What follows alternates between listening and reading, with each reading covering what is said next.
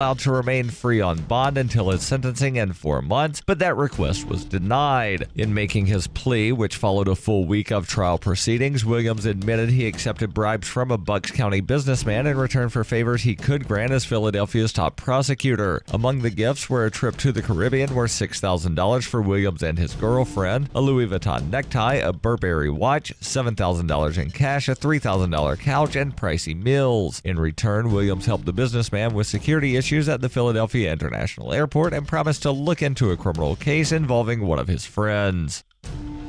For nearly 40 years, Roberts & Roberts Brokerage has been a trusted source for buying and selling precious metals like gold and silver. They also take Bitcoin for precious metal purchases and have permanently removed the minimum purchase amount for all orders paid in the digital currency. Call Roberts & Roberts today for knowledgeable advice on buying and selling precious metals and a forward-thinking approach to new technologies. 800-874-9760 or visit online at rrbi.co. Reuters reports Nevada, the only state where both gambling and prostitution are legal, is adding recreational cannabis to the list of sanctioned indulgences for adults, with sales kicking off at more than a dozen shops beginning Saturday. As a result of a legalization measure approved by Nevada voters in November, the state will join 4 other U.S. states and the District of Columbia in allowing recreational cannabis sales. Stephanie Klapstein, a spokeswoman for the Department of Taxation, said authorized shops will be able to sell up to 1 ounce of cannabis for recreational use by customers 21 years and older. Public consumption of cannabis is prohibited, and Nevada has enacted new regulations against edible forms of cannabis that they say could appeal to children, such as fruit-shaped candies infused with cannabis. Nevada is also imposing a 10% excise tax on cannabis sales in addition to the regular 4.6% state sales tax. Nevada has yet to finalize the exact number of stores that regulators will approve. 60 applications were submitted from across the state, though only medical cannabis dispensaries were eligible to apply for a license for recreational sales. Voters in 3 states, California, Maine, and Massachusetts, also approved cannabis legalization in 2016. In 2012, Washington and Colorado were the first states to legalize recreational cannabis, followed by Oregon and Alaska in 2014. This has been FPP Radio News, online at fppradio.com. A new Gallup poll found that the GOP has an overwhelming advantage among young people who look like old men. The poll shows Republicans hold a solid lead among the coveted elderly youth demographic, including 18 to 24-year-olds who wear suspenders and bow ties to class every day. I'm joined by Republican strategist Rob Powell. These are pretty encouraging numbers for the GOP, aren't they? Yeah, of course, it's very encouraging. Millennials who look like they're permanently dressed for boat trips are a rapidly growing segment of the population. And according to the survey, the prematurely aged are also very politically active. Absolutely. Only about 20% of young people vote overall, but there's almost 100% turnout among youth that dress like a dad from a 1950s sitcom. Now, what about the criticism that the GOP only appeals to white men? Not true. We also have a lot of support among sorority girls that wear pantsuits and pearls, paunchy Chinese college students, and we're making inroads among African American ham radio enthusiasts. This is the Onion News Network.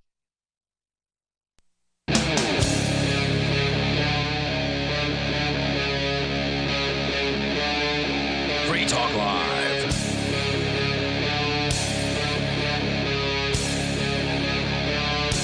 It is Free Talk Live, and you are welcome to join us on the radio here. Our toll-free number is 855-450-FREE. That's 855-450-3733.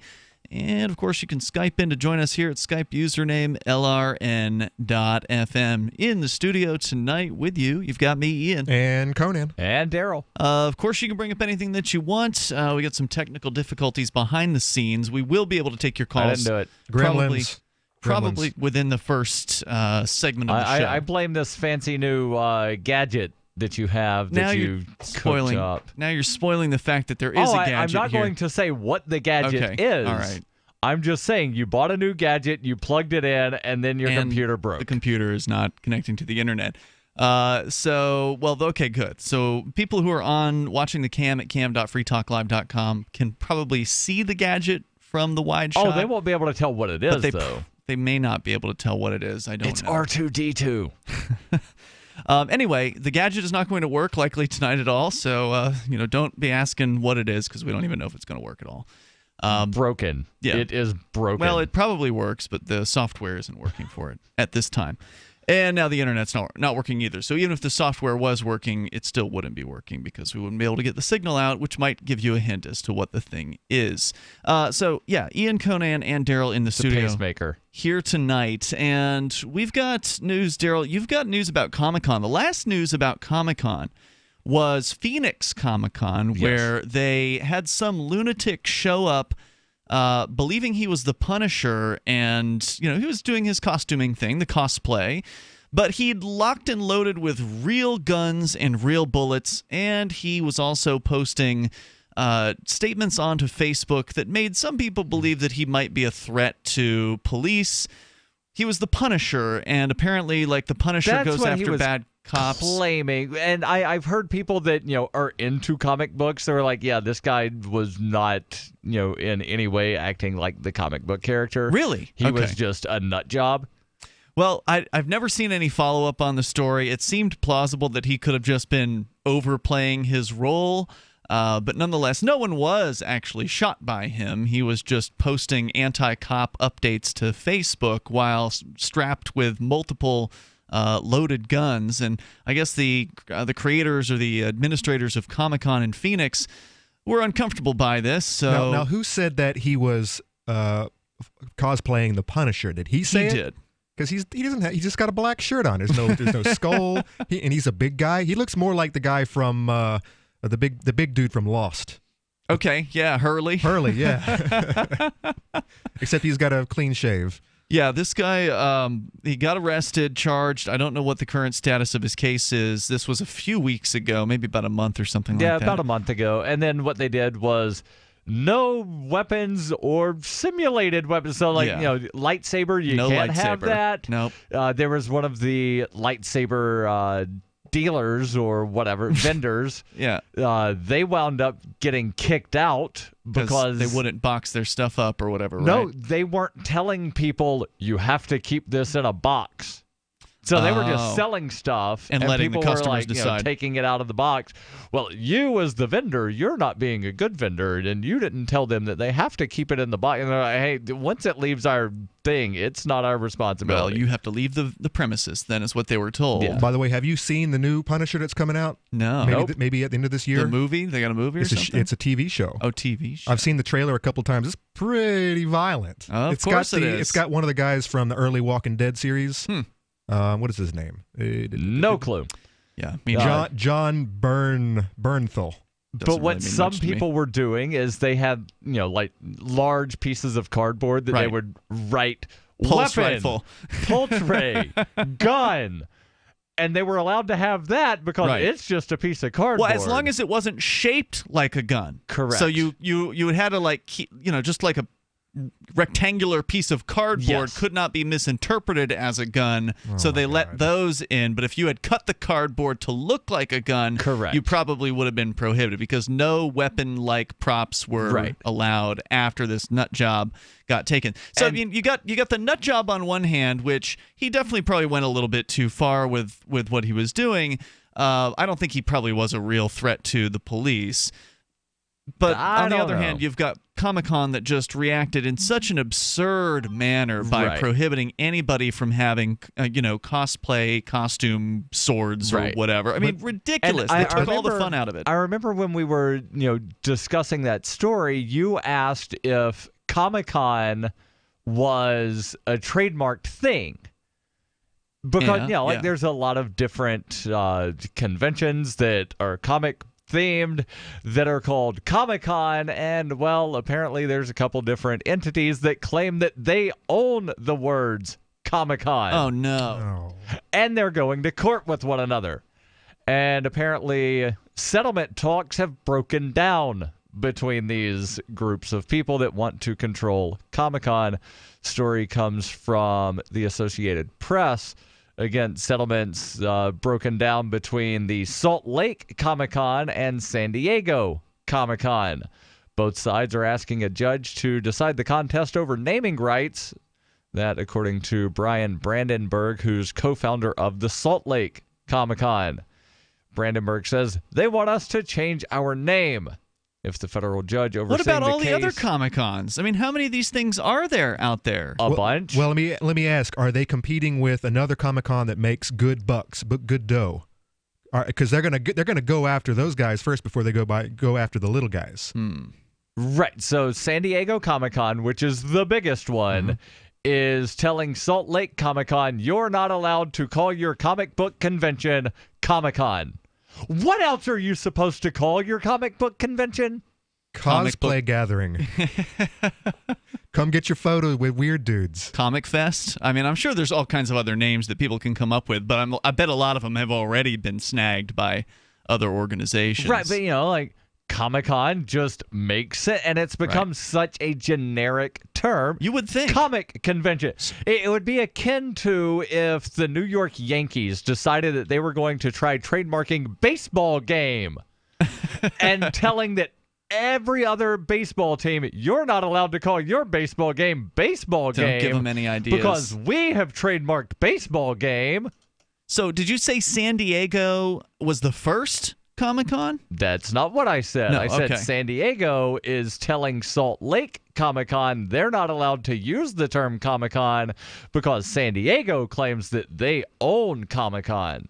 Okay, so they filed some sort. They may not have been first, but they may have been the first to file some sort of intellectual property claim of trademark on the term. Something along those lines. The story continues. If the federal judge overseeing the case in San Diego does not side with either convention, then the case could go before a jury later in the year. And Salt Lake Comic-Con has already spent $1 million in legal fees You gotta on be the kidding case. me. You know what it was called before Comic-Con? It was called the San Diego Comic Book Convention back in 1970. So maybe they were first. So they had to, they shortened it. Yeah, San Diegans, according to Wikipedia, it was started by some dude named Shell. I wonder what Shell thinks about this right now, if he's still kicking. I don't know. San Diego Comic-Con declined specific comment on the case earlier in the week, though they said that Utah organizers, their position is, quote-unquote, without merit. No, before you go on, Conan, you'd asked about the size of these Comic-Cons. I mean, if these guys have $1 million to kick into legal fees so far on this matter, the Utah, I mean, that's obviously they're a very successful event, right? Like when I think about putting on a convention, I hope to just cover the costs, you know? Like when you do a convention for the first time, never you don't underestimate the power of comic book nerds. There's no doubt. I mean, you know, we're libertarians, right? So we're used to going to conventions with 500 to 800 people. Right. These things probably attract 50,000 or something like that. According to Wikipedia, the Salt Lake Comic-Con had 127,000 attendees in 2015. I can't even believe they can hold that in Salt Lake. That sounds like one of those conventions you have to have in Vegas because they don't have facilities that large. If only you could get places. If only you can get this amount of people to actually care about something that matters, real problems. 855-450-FREE. Let's get into this deeper here in moments. 855-450-3733. If you're a Comic-Con attendee, you want to weigh in, your thoughts are welcome, or bring up anything. Free Talk Live. Don't do what I did and run out. If it's working, don't quit. Why would you stop? Why undo all the good that's been accomplished? You've got to feed them right for life. Dynavite is nutrition. If I ever took Roy off of Dynavite... No. When I get to about 3/4... When I get down to the bottom of my box of Dynavite, oh no, I've got a couple more scoops. It's time to place my order. Dynavite.com. DINOVITE.com. 859-428-1000. Order a 90-day supply of Dynavite for your dog this week. We'll send you a bottle of NomoFlea free. NomoFlea flea spray kills fleas safely with no poison. Because it's a polypeptide protein molecule made from vegetable oil. Try NomoFlea. Free this week at Dynavite.com. Just feed your dog right. Use Dynavite. Dynavite for life. 859-428-1000. 859-428-1000. DINOVITE.com. You haven't experienced yogurt until you've tried a Mossy, embodying health and flavor in a true whole milk, green-fed dairy beverage. Every sip pays homage to our old world cows and the ancient culturing methods their milk benefits from. With over 30 probiotics, a Mossy's undeniably nutritious, refined, cultured sensation bolsters your health and awakens your passion for dairy. A Mossy's so good, and you need to try it. Contact your Longevity distributor or call 877-878-4203 or go to gcnteam.com. Kiss your credit card debt goodbye. I'm Pharmacist Keith. Dr. Wallach, the Dead Doctors Don't Lie guy, and myself want to show you how to achieve financial peace, creating an extra income that will last for years to come by joining Dr. Wallach's crusade, spreading his message of better health. To learn more, visit radio.recordedvideo.com. That's radio.recordedvideo.com, radio.recordedvideo.com, or call 866-257-3105 for a recorded message. If you're looking for work, the person you are applying to is probably so swamped with applicants that he or she is tough to reach. So call early in the day, before 8 a.m., before the palace guards arrive. You'll need your prospect's direct number, and here's a sneaky way to get it. Suppose the company's main number is 555-5000. You should call 555-5012. When someone says, "Good morning, Pam Johnson," you should innocently say, "Oops, somebody here must have written this down wrong. I was calling for Tom Frederick. What's his direct number?" If the very next thing you hear isn't Pam giving you Tom's number, it may be, "Good morning, Tom Frederick." For more tips for job seekers and getting better results in all your day-to-day communication, hit survivalspeech.com. I'm Holland Cook. The three most important things you can do for Free Talk Live are: 1, share one episode a week on Facebook or in some other social networking site. 2, buy the things you buy online through shop.freetalklive.com. 3, give $5 a month to the AMP program. You likely buy all kinds of things online. Amazon is the largest online retailer. You can get what you need at the same prices with free Super Saver shipping by going to shop.freetalklive.com. Please do your online shopping at shop.freetalklive.com. Are you sick of government lackeys who say you didn't build that? Are you tired of elitists who think you need a government permission slip for everything? Everything you do is an A to B conversation, and the government should see their way out of it. Create true free markets by adopting the BIPCOT No Government License. The BIPCOT No Gov license allows use or modification of any product, service, or software except by governments or government agents. Go to bipcot.org. That's Bravo, India, Papa, Charlie, Oscar, Tango.org. You can sign up to receive the latest about the Liberty Radio Network via our email updates at updates.lrn.fm. That's updates.lrn.fm.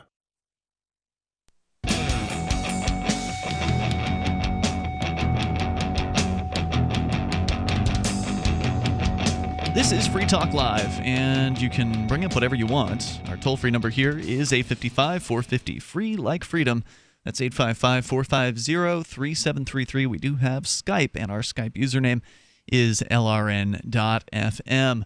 Free Talk Live brought to you by Bitcoin.com. If you are brand new to Bitcoin, then I highly recommend you drop into Bitcoin.com, because that is probably the best place to learn the basics about Bitcoin. But it's not just for for beginners or novices.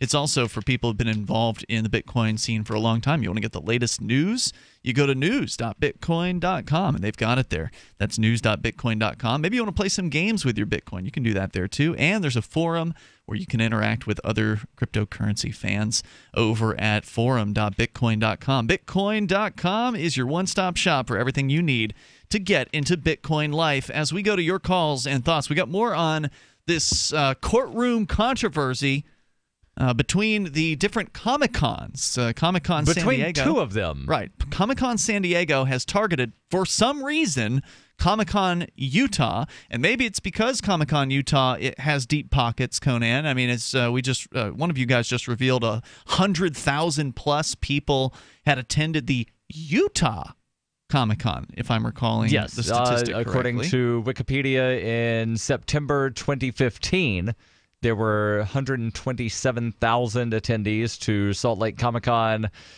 In 2015, San Diego Comic-Con had roughly 170,000 These are attendees. humongous conventions. Yes. I mean, I have never been to a convention that large. I mean, I'm used to going to libertarian conventions where they max out at, 1,500 people, right, and or whatever. Those numbers, I'm not going to say that they're flawed per se, but the 100,000 numbers, right? Well, these That's conventions, over a certain period of time, 5 days. Yeah. And so, like if one person attends each day, then they're counting, that's 5 attendees. Because are you sure?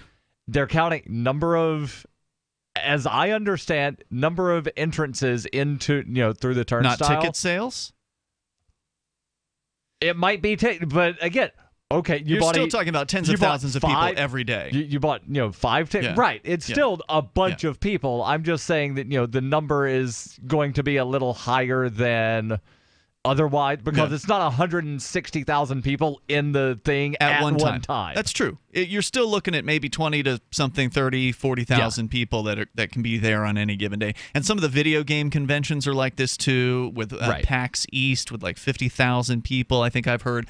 Let's go to your calls and thoughts, and then Darryl, you can add more into the courtroom drama that is developing here between these two groups. One of them saying, San Diego Comic-Con saying, they own Comic-Con, and they're going after Utah. And presumably if they go after Utah successfully, then they'll be able to go after everybody else. Probably go after Alamo City Comic-Con, Big Apple Comic-Con, Baltimore Comic-Con. I'll just go right down the list. I'm sure there's dozens of them. Granite State Comic-Con, Dallas Comic-Con, Denver Comic-Con. Let's talk to Riley. He's on the line, and this is actually Riley Blake, who is the guy who edits the Daily Digest. So for those of you who enjoy our Daily Digest version of the show, which is like a 20 or 30-minute version of our full 3-hour radio show, he puts that on our podcast, and it's available every single day. Incredible level of dedication. Also, if I didn't mention, he's blind. So, Riley, welcome to the program. What's on your mind tonight?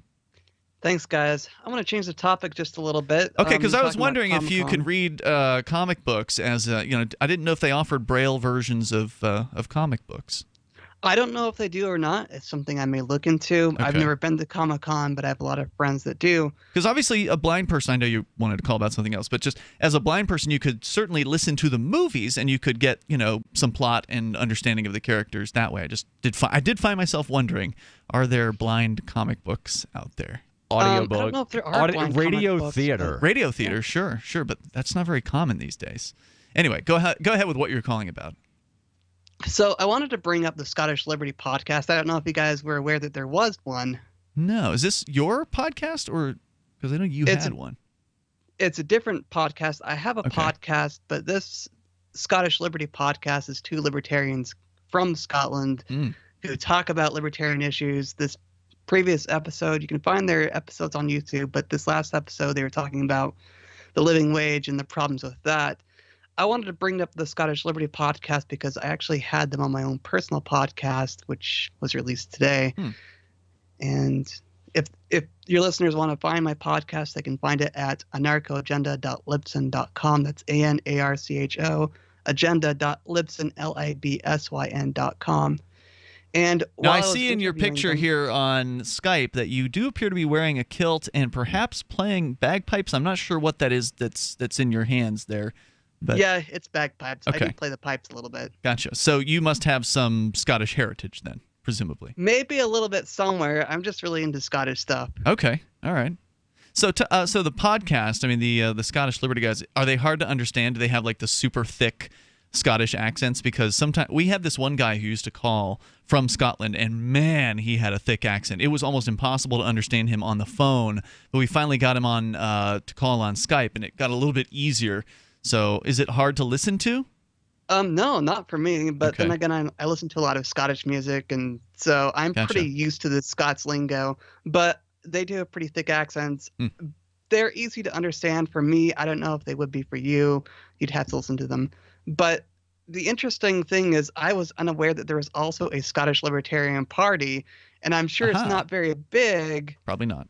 But there is one in Scotland. I find it fascinating that there is one in Scotland because of how socialist Scotland is. I wonder what the Scottish Libertarian Party's position is on Scottish independence.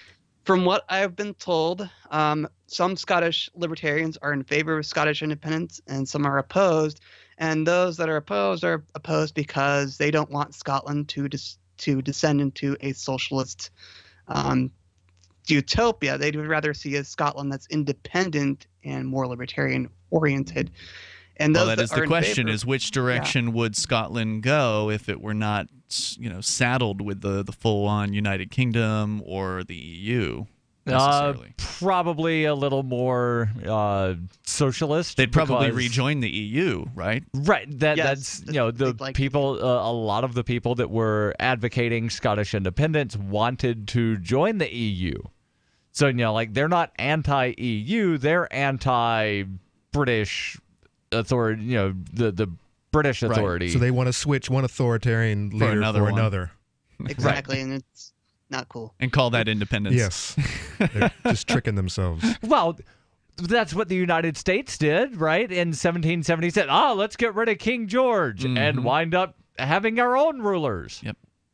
Well, it's nicer to see your king right across the river and in the same state maybe than opposed to a king it's a little nicer, across but the not ocean. much. Riley, anything else you want to share tonight? Briefly, you were mentioning about watching TV as a blind person. There are movies out there with descriptive audio, so they have the movie audio track, and then they have someone describing what's going on the screen. What portion of Hollywood releases have that? I really don't know. I know it's becoming more and more common. What's one that you've seen within the last, or heard, I guess? That's wrong. Seen in your mind. Heard. Let's see. I've seen The Village. I've also seen Braveheart. Okay. So, yeah, there are quite a few movies out there. Hey, thanks for the call tonight, Riley. I appreciate hearing from you. The toll-free number, 855-450-FREE, 855-450-3733. Comicon Courtroom Clash. We'll continue with it coming up here in moments. It's Free Talk Live. Tyler, time to go for our family walk. Just let me nap a little longer. You promised we'd get more active. I know. How come you're so ready to go? It's Superberry's Aronia berries. Aronia what? Aronia berries from superberries.com. They're known for having one of the highest levels of antioxidants that helps with overall wellness. Where'd you get them? I ordered them from superberries.com/radio, and right now we can get a free smoothie recipe book with our order. Plus, we can save $4 at checkout. I can't wait to try them. I'll get the dog. I'll get the kids. Choose health. Eat purple. Superberries.com. If there's a toxic chemical, biological, gas, smoke emergency while traveling at home or on your job, are you protected? Are you prepared? There are over 400,000 fires in the USA every year. Up to 85% of all deaths in a fire are due to smoke inhalation. 3 minutes without air, and we as humans will die. Be prepared and escape safely with our Safe Escape Smoke Hoods, giving you up to 60 minutes of breathable air protection. Order yours online at ase-safety.com. That's ase-safety.com. And get up to 40% off, plus free shipping. Free Talk Live. Now, I can understand why some people would look at what the mainstream environmental movement says and does and advocates and come to the conclusions that, well, some of these people seem to want humans to go back into caves. They do. But that's not to say that just because the most vocal environmental activists out there are socialist nut jobs are that way means that, we should just forget about taking care of the environment. Who wants pollution? Who wants any of that stuff? Right. What I want is market-based solutions that don't involve threatening violence against people, and that's what the government solution always is. The government doesn't persuade. The government doesn't ask. The government demands. And if you don't go along with their demands, they've got a nice cold concrete cage waiting for you. Free Talk Live, 7 nights a week from 7 to 10 Eastern, live on the Liberty Radio Network at LRN.FM. Radio is the most personal of mediums. I exist right now in your head. If you listen to Free Talk Live regularly, you know me. Free Talk Live is on more than 160 radio stations around the U.S. and has been downloaded on every continent around the world. Hundreds of thousands of listeners with ad packages from $600 a month to $6,000 a month. Imagine what we can do for your business, project, website, or idea. Email me, mark@freetalklive.com. If you want to know the latest about Free Talk Live before we go on the air, all you need to decide is how you want it delivered. It's your choice. Visit news.freetalklive.com. You can get emailed announcements and participate in contests via our email updates list. Plus, we have a Twitter account that you can follow and a Facebook page where you can become a fan. So visit news.freetalklive.com to get news about Free Talk Live as soon as it's announced and the way you want it delivered at news.freetalklive.com. That's news.freetalklive.com. Is spreading the message of liberty, cryptocurrency, and peace around the globe worth $2 per month to you? As you may already know, in addition to our internet feed, LRN.FM broadcasts on free-to-air satellite across North and Central America, as well as Sub-Saharan Africa. And we've been available on satellite for free 24/7 since 2010. The LRN.FM free-to-air satellite signal is reaching some of the most oppressive regimes in the world, and there's no doubt our ideas are making an impact. You can learn more about the channel's impact by watching the 3-minute video at fund.lrn.fm. If you'd like to help free minds globally with our ideas of liberty, cryptocurrency, and peace, you can donate as little as $2 per month via fund.lrn.fm. You can help us continue and expand our satellite broadcast to multiple continents. Visit fund.lrn.fm today, and thank you for your help. Don't forget to share the link on social media. That's fund.lrn.fm. What's up next? Visit the Liberty Radio Network program guide to find out at shows.lrn.fm. That's shows.lrn.fm.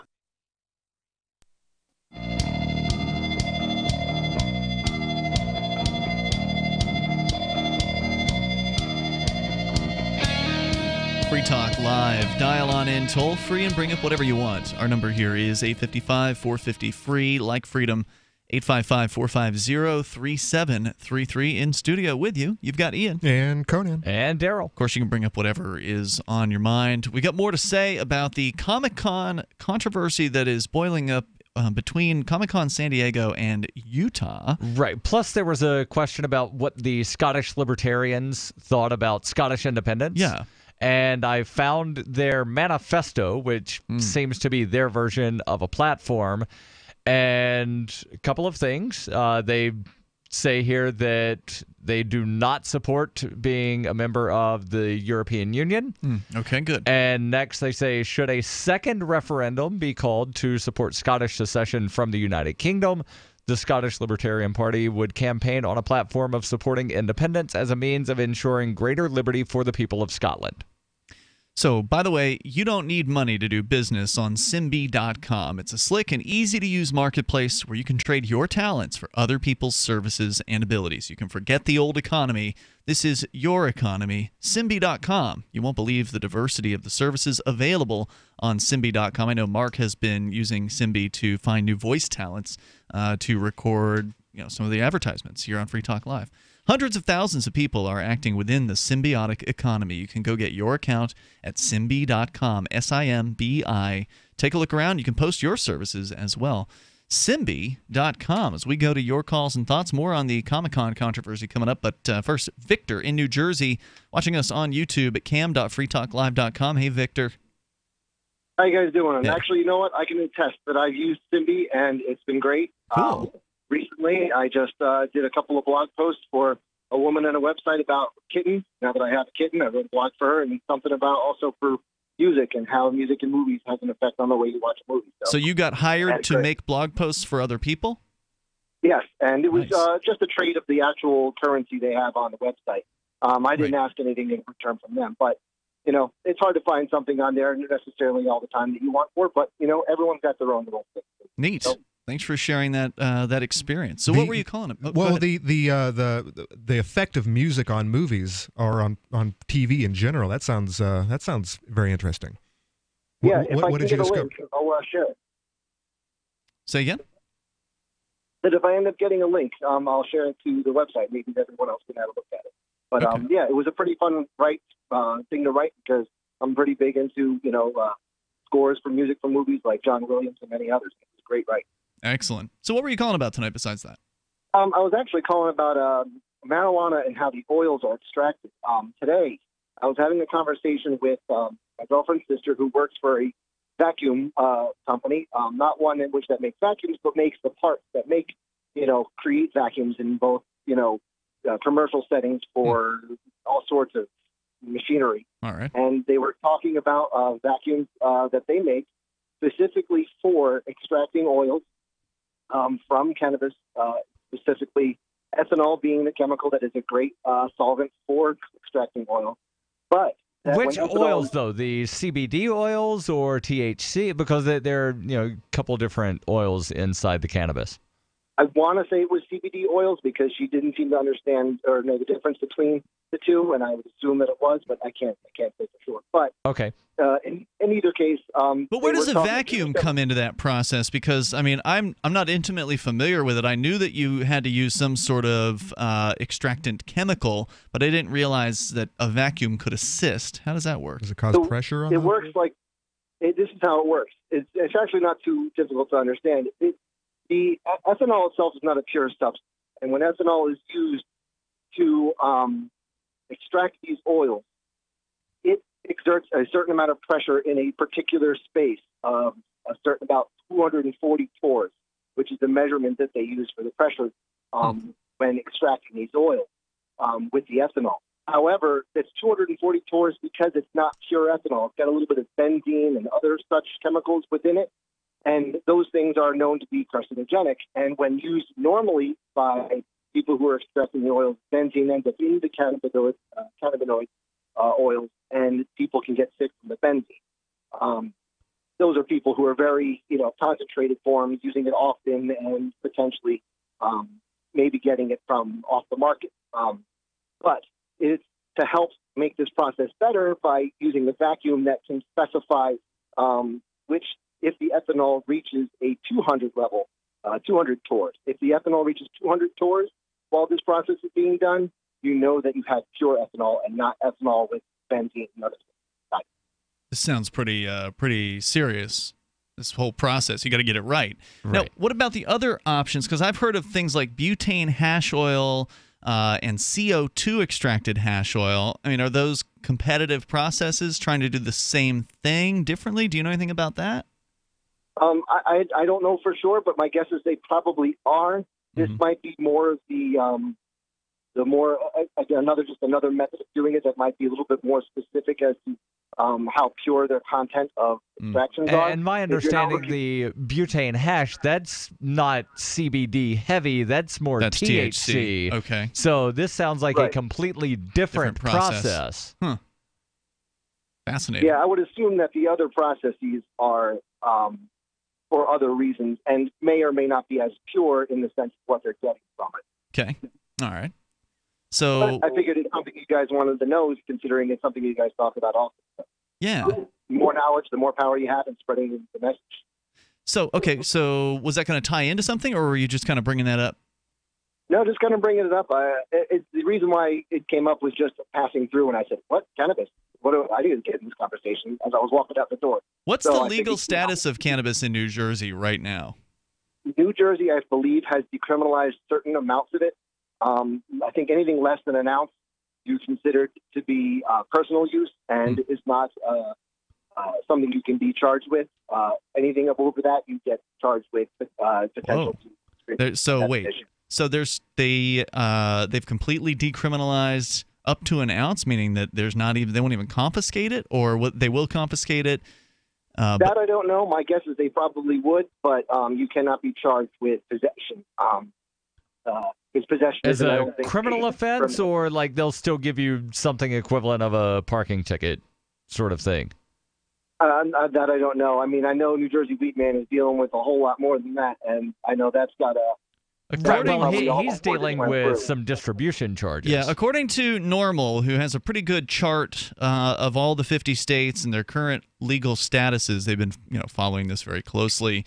Possession of 50 grams or less, so that's a little bit less than 2 ounces, will give you a disorderly person charge, up to 6 months incarceration, and a maximum fine of $1,000. So I don't. Maybe you got some misinformation, Victor, but it sounds to me like things are still criminalized pretty bad there. I guess that depends on the department in which you get caught in too, because some guys will slap your hand and walk you away. Could be. While others might, take you to the fold. And New Jersey does have therapeutic cannabis, or what most people call medical marijuana. Victor, thank you for your call tonight. I do appreciate hearing from you. The toll-free number here is 855-450-FREE. That's free like freedom, 855-450-3733. According to the story here, failure to turn over marijuana to a police officer is a misdemeanor in New Jersey. Possession of up to 50 grams, so even if you have 1 gram, it can still get you 6 months incarceration. And a $1,000 fine. And a $1,000 fine. So that's actually a lot worse than what's coming supposedly here in New Hampshire. We're still waiting for the governor to sign decriminalization of cannabis. Has he agreed to that? He has spoken publicly with a press release from his office saying that he intends to sign this thing, but that was like 2 months ago, or something. As far as I know, it's not on his desk. He had a signing ceremony a couple days ago where he signed some stuff. That was not one of the things that he had signed. The signing ceremony, as I understood it, was about the Croydon bill, among maybe some others, but the Croydon bill is like a school choice bill to some extent. And that did pass. And that did pass, and he just signed that. That got signed 2 days ago. Yeah. And that's a pretty big deal, apparently, for those who support school choice. 855-450-FREE like freedom, 855-450-3733. So we got guns, we got weed, we got school choice all this year. And I know, Darryl, you've got a piece you're writing up over time of what all the successes have been so far. Dash is digital cash, a digital currency designed to replace cash and help people manage their own wealth. It's fast and easy, fees are low, and transactions are confirmed instantly. Pay anyone, anywhere in the world, anytime, for just pennies on the dollar. Dash is the first digital money that's governed by its users. Join Dash and help us build a better financial system for everyone. Find out more at dash.org. That's dash.org. Imagine, if you will, a virtual world, a symbiotic economy with its own currency, where you can barter your services with others. Symbi.com is a marketplace of real people exchanging skills and services, from web developers, marketers, video production specialists, and teachers of all sorts, to gaming consulting or fitness coaching. Symbi.com is a vast world of people trading freely. Take my word for it, it's an adventure you can't afford to miss. Simbi.com. It's about time something new came along for better selling and buying online. And I found it. What now, Marge? It's buysellmakeoffer.com. Never heard of it. It's a brand new company. That's why you've never heard of it. It's the newest and best way to sell any products online. I did all the research. Sell my car? Yes. Our home? Yep. My golf bag? Your golf clubs. All of them. How about your purse collection hoard? Hey, now. You said any product. Right. I did. We get 30 days free. And membership is only $9.95. Yep. And buysellmakeoffer.com will never charge item fees, ever. Never. And this is cool. Listen to this. You can even use Skype or video to show your items. That's cool. Yes. All we have to do is go to the website, sign up, and then load our stuff to sell. I love this site. Buysellmakeoffer.com. Buysellmakeoffer.com. You got it? Buysellmakeoffer.com. Buysellmakeoffer.com. Better selling, better buying. I've been told no in many different ways. I give you an order and you're going to obey it. George, you can go this way. You can't do that and you have to leave here. You cannot bring signs into the rally. Walk with me. Well, I'm comfortable here, actually. Whoa, whoa, whoa, whoa. Hey. Who do you think you are? Excuse me. There is no video and audio allowed in this office. No, I have work today. You ain't gonna make it. Wait on account. Now. Wait a minute. Whoa. Hey! Oh my God! Unbelievable! Why are you running from me? Because you scared me. What am I being detained for? You're being served. What is this? You're being served. What is this? Bureaucrats have a funny way of telling people no. That's the sound of the men working on the chain. Derek J's Victimless Crime Spree. Watch it for free and order the Director's Cut DVD at victimlesscrimespree.com. Here's a chance to do a little activism while you're cruising Facebook, Twitter, or Google+. Between the LOL cats, the recipes, the hot girls, and the inspirational sunrise memes, Free Talk Live's posts pass by your newsfeed. Like them, comment. It gives us more exposure. If you don't see our posts, click like at facebook.freetalklive.com and then hover over it to click Get Notifications. It's an easy way to spread the ideas of liberty a bit further. I know you're busy, but you can spare that tenth of a calorie it takes to click on something. Facebook.freetalklive.com. This Your Family Today tip is brought to you by Lil Drums. Every bit as fun as a full-size Nestle drumstick cone, and definitely cuter. Visit us at drumstick.com. Vacations are all about family time, but you don't have to leave home to have fun. Take 1 weekend a month and devote it to family activities. Pull out the board games and puzzles, serve up some treats, or have a picnic. Even without leaving home, you'll feel like you've really had some time away. For more tips like these, visit us at parenthood.com/yourfamilytoday. If you enjoy LRN.FM, please contribute to your favorite shows via their websites and become an amplifier at amp.lrn.fm. That's amp.lrn.fm.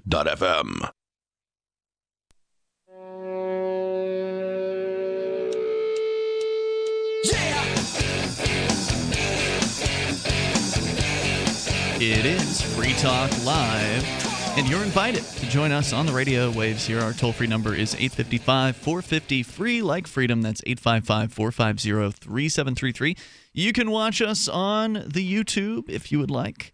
You just have to go to cam.freetalklive.com during the show, or if you're already subscribed to the Free Talk Live YouTube channel, then you can just go directly there if you want.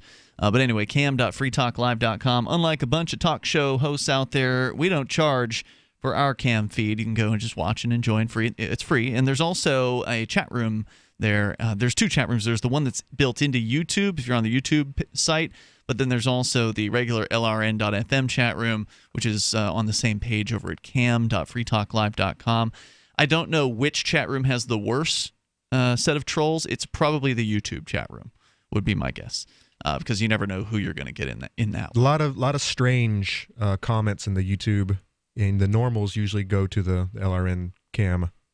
Do they really? Okay. And I do watch that. Good. I'm glad somebody's keeping an eye on it. Thank you for that, Conan. So check out cam.freetalklive.com. And, of course, you can take control of the airwaves here. You can bring up whatever is on your mind. Our toll-free number, 855-450-FREE, like freedom, 855-450-3733. So we were talking, before we got into New Jersey pot laws, we're discussing the Comicon. Yes. The fight that is going on between two Comicons. One has been around since at least the 1970s, San Diego Comicon. They're claiming they own Comicon, and they're going after the Utah Comicon, which is a surprisingly large event. Utah with over 100,000 attendees over the stretch of days. And the Salt Lake Comic-Con, a lot newer, only been around since 2013. Wow, to grow that much, I mean, just an incredible demand for this kind of content. Right. It's amazing to me. I've never really been a huge comic book fan. I had some comic books growing up, but not a whole lot, and it was more of the like Dark Horse, Aliens, Predator comics rather than the Marvel stuff. What about you, Conan?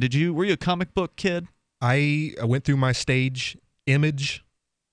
Those were like some of the more serious adult comics, it was, right? DC and Marvel were just they were silly. Too kiddie. Yep. And then Image came out, and it was real gritty. And Spawn was one of my favorites. Oh, okay. In fact, I have the first 15 all wrapped up nice and tidy, and maybe one day they'll turn into something. But maybe they won't. Actually, comic book values, if I understand correctly, are not what they used to be back when I was growing. They were, collectors were. There was a boom for sure in the 90s. I'm surprised that they would have fallen off. I mean, you'd think that comic books would retain their value over time. I think that they're just the rare ones. The rare ones, of course, but I don't know if they are as popular as they were. I mean, we live in the digital age, and I can get a lot of my favorite comic books via some kind of digital format. Yeah, but do you really want to read a comic book like that? Well, here I am. I sell books online, and I'm always looking for pristine books to sell, with no notations, and then no one's inscribing the first page to their grandson or whatever, and bent pages. Good God, man, people who bend pages. I never understood it. I don't they make bookmarks for a reason. Yeah. But I mean here I am dealing with the books, and I love when they're in pristine condition, because I know that I can actually sell them. And I was the same way with my comic books. I couldn't, people who just took them and they rolled them up and put them in their pocket that would drive me crazy. Mm-hmm. So I think that trying to find good condition comic books these days is a challenge. Is part of the challenge. So the digital age has moved and it has taken over, and you've got everything. It's video games, or it's Netflix, or it's whatever. Yeah, but I mean, comic books. I mean, so maybe. And Darryl, you're a publisher. You've probably never published a comic book, but you've published a series of different books over at fpp.cc. And so maybe you can weigh in here as well. I mean, am I just old-fashioned here? Like, I want to have the thing in my hand. I want to turn the pages. Are there kids today that are reading digital comic books? Is that something that is a thing? I know that digital comic books are a thing because I hear Brian Sovereign talk about them on Sovereign Tech. Ah, okay. So he's reading them?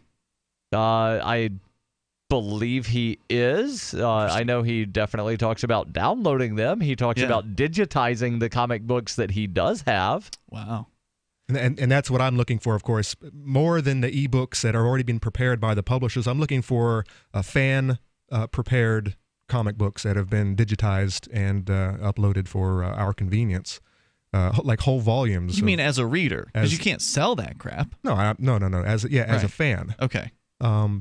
But there's no more scarcity if you've got digital. But there was this fear that when the rise of ebooks would actually hurt physical book sales. And has it? And it hasn't. Is that true? Because Borders Books went out of business. Well, I mean, there are books that I don't sell. I don't sell. I occasionally I'll sell Stephen King if it's like an older book. Okay. But a lot of the Grisham and the Crichton and a lot of these popular books I can't sell because people are selling them for a penny.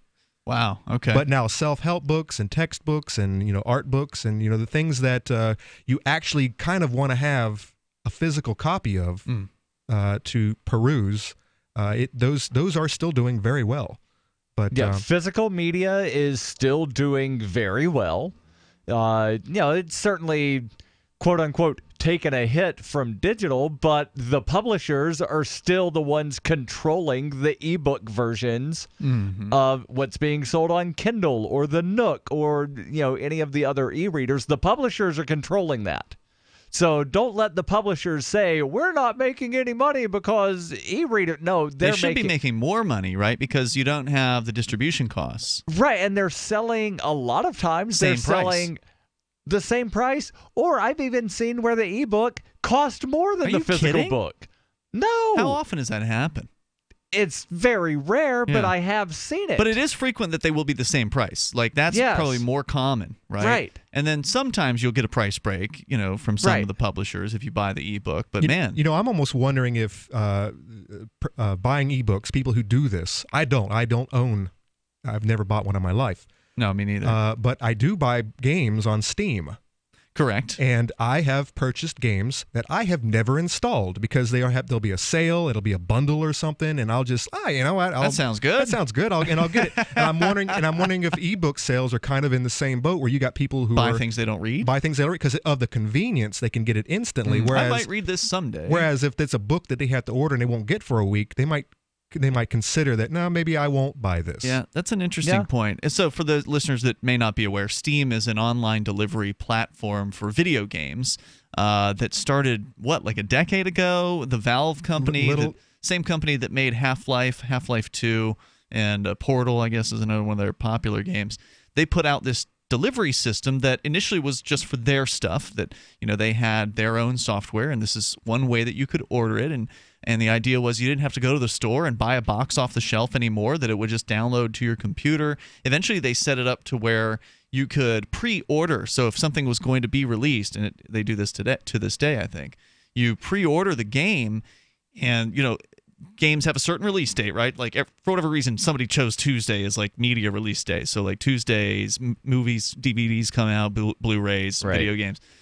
So like whatever the Tuesday is that it's going to come out, you can the Steam will pre-download the game to your hard drive. But you can't unlock it. That way, right, but you can't play it until midnight.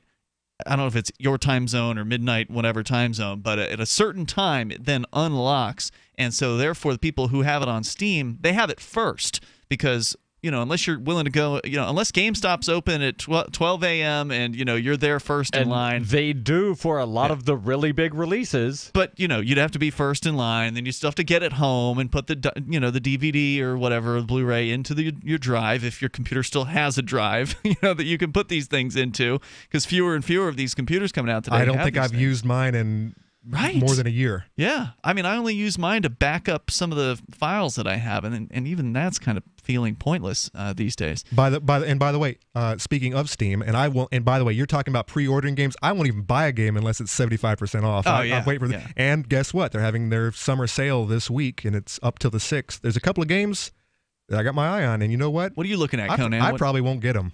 What? Because I already have so many games. Right? Yeah. What do you do? I've got games I've ordered and played a little, but haven't played through. Borderland Tales, or Tales from Borderlands. That's one of the newest ones. It's right? It's like an interactive story game. Oh, okay. So not a first-person shooter. No. But it's based on the concept, the Borderlands mythos. Great first-person shooter RPG game. I played the first episode. It's a free download on Android. Loved it. It was brilliant. And there's a couple of this same company makes a lot Telltale games, I think. Yeah, they make story games, and they're brilliant. All right, there's more coming up here in moments. Whether you want to weigh in on new media versus old media, which we've kind of been discussing here, also the Comicon war that we still have to get, I think, deeper into. It's all coming up here. You can join us 855 450 free, like freedom. It's Free Talk Live. You have probably heard about Bitcoin and virtual currencies, but you don't really know what to do next. Maybe you feel like they have already passed you by. Nothing could be further from the truth. Bitcoin is an emergent technology still. It is still in beta and sweeping the globe. All the information you need to learn about Bitcoin is at Bitcoin.com. Go to your browser, type in Bitcoin.com, choose a wallet program, get Bitcoins, and then spend Bitcoins. Bitcoin.com, the only site you need to know for virtual currencies. Bitcoin.com. This is Ed Lukasevic. And Cindy Lukasevic at Dinovite. This year, whenever you order a 90-day supply of Dinovite for your dog, we'll send you a free sample of one of the other doggy things we make. Like Liquid Chaps, Super Mega Fish Oil, or Doggo Suds Shampoo. What's on your dog's wish list? We'll offer a different freebie each week at Dinovite.com. Don't you just love the sound of healthy, happy dogs? Dinovite is nutrition. Dinovite for life. DINOVITE.com.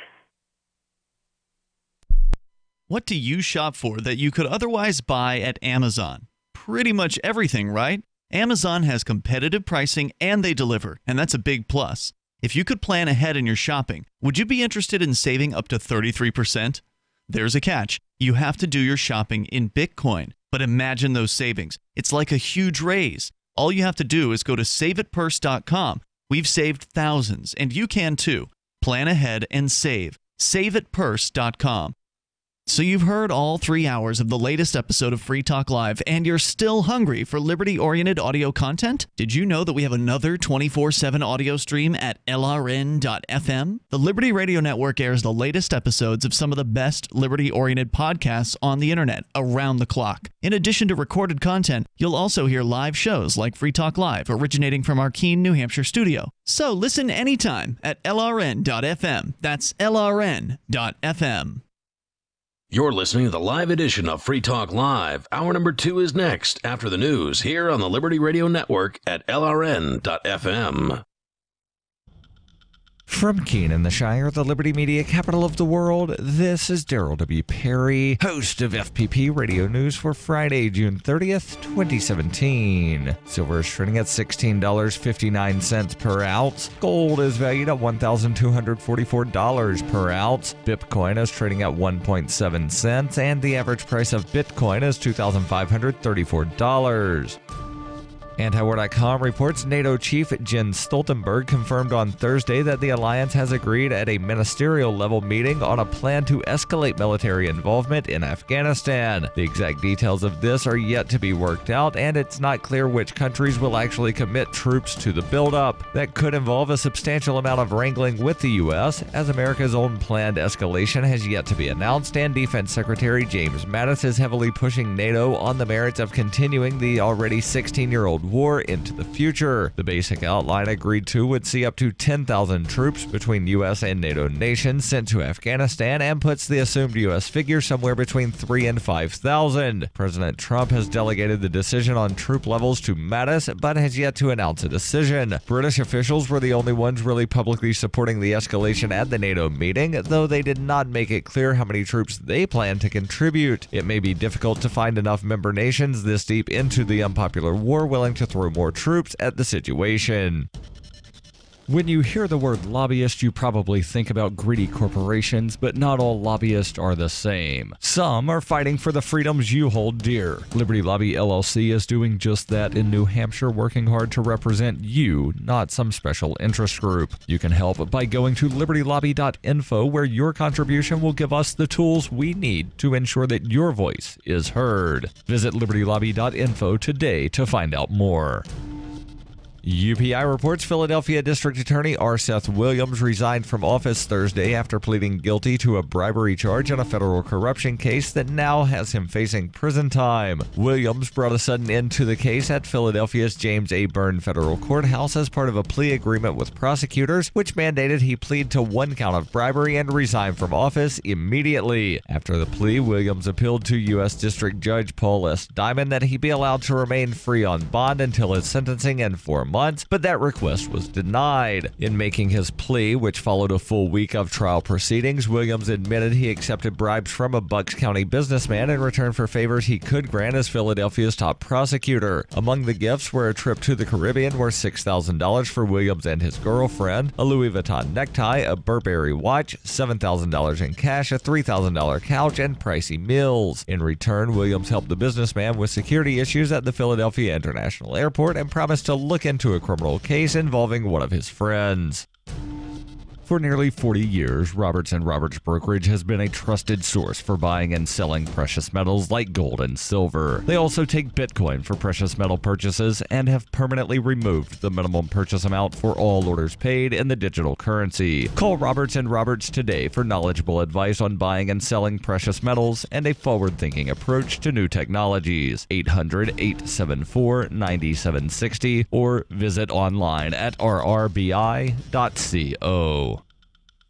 Reuters reports Nevada, the only state where both gambling and prostitution are legal, is adding recreational cannabis to the list of sanctioned indulgences for adults, with sales kicking off at more than a dozen shops beginning Saturday. As a result of a legalization measure approved by Nevada voters in November, the state will join 4 other U.S. states and the District of Columbia in allowing recreational cannabis sales. Stephanie Klapstein, a spokeswoman for the Department of Taxation, said authorized shops will be able to sell up to 1 ounce of cannabis for recreational use by customers 21 years and older. Public consumption of cannabis is prohibited, and Nevada has enacted new regulations against edible forms of cannabis that they say could appeal to children, such as fruit-shaped candies infused with cannabis. Nevada is also imposing a 10% excise tax on cannabis sales in addition to the regular 4.6% state sales tax. Nevada has yet to finalize the exact number of stores that regulators will approve. 60 applications were submitted from across the state, though only medical cannabis dispensaries were eligible to apply for a license for recreational sales. Voters in 3 states, California, Maine, and Massachusetts, also approved cannabis legalization in 2016. In 2012, Washington and Colorado were the first states to legalize recreational cannabis, followed by Oregon and Alaska in 2014.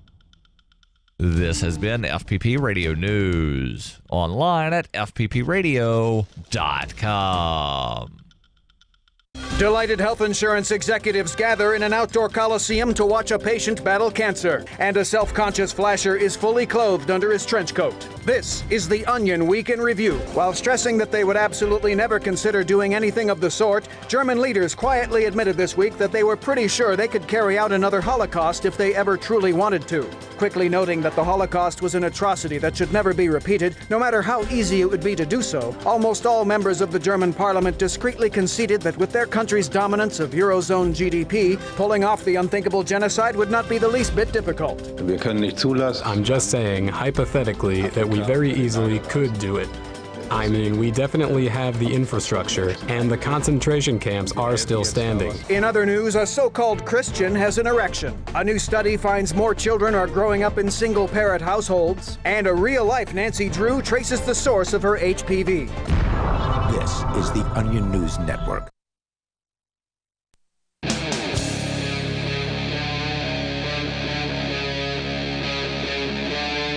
Free Talk Live.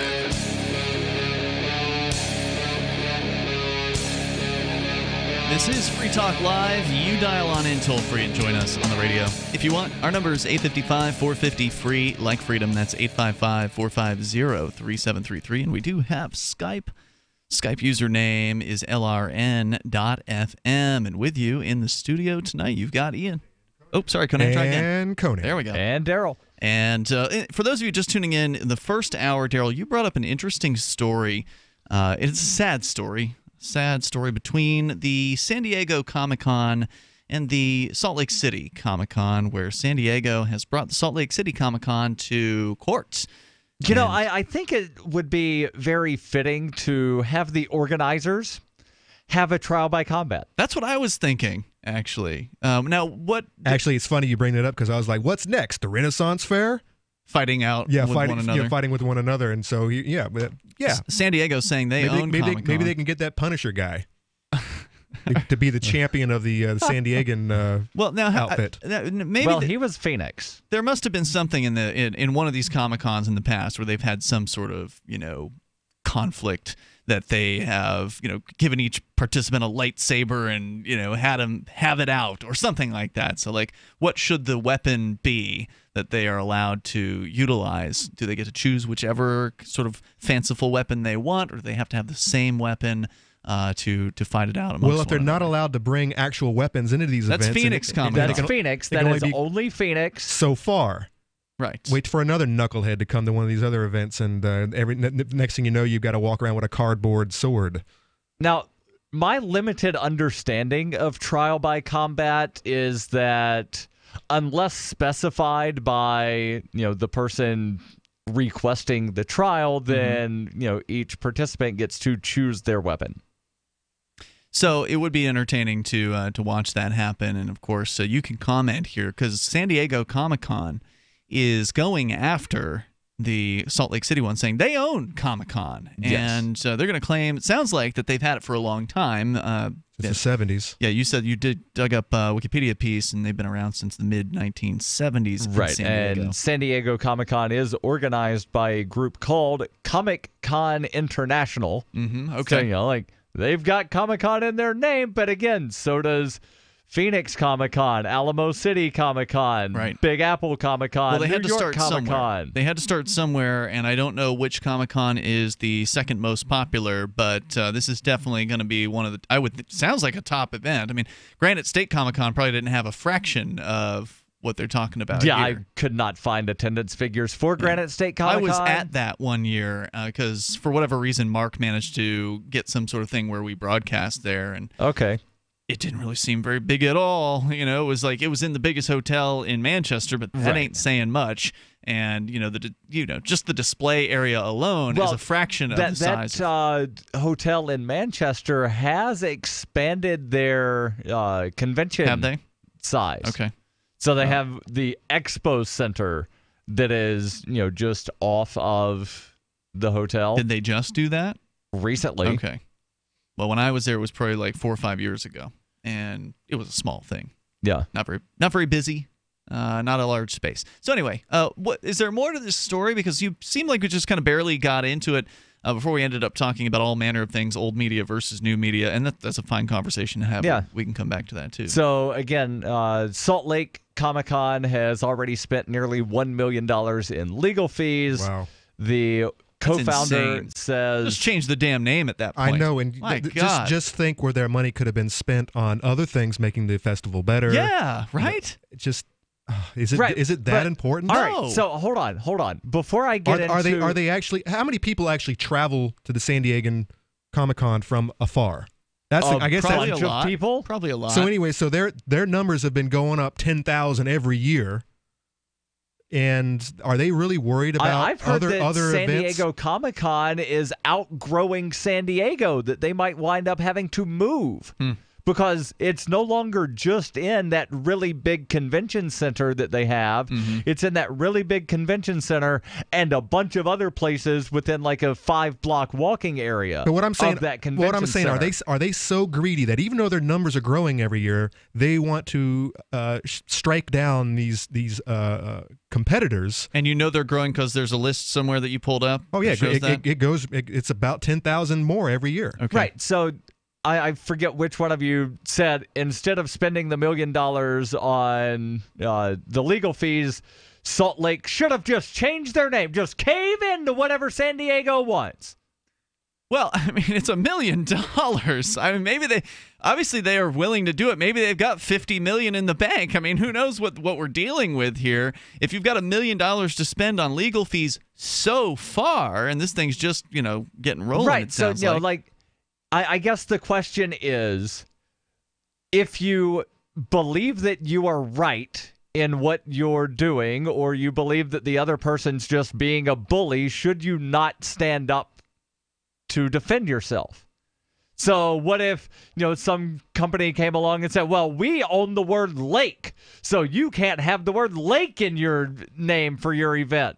Morton, we make salt. You can't use the word salt. Yeah, so you can no longer use Salt Lake or Comic-Con to describe a comic convention I'm not saying in the city of Salt Lake. Yeah, I'm not saying there's anything wrong with what they're doing, but I agree with Conan. $1 million. But don't greedy people, they believe that they're right on some level. That doesn't mean that they are. That doesn't mean that they are right. And that so does San Diego own Comic-Con, or we're about to find out. Other people call their thing comic book convention? I think that's what we're going to find out Comic-Con. in court. Right, and is it ridiculous that Salt Lake is having to spend a bunch of money on legal fees? Absolutely. Should they defend their name? Absolutely.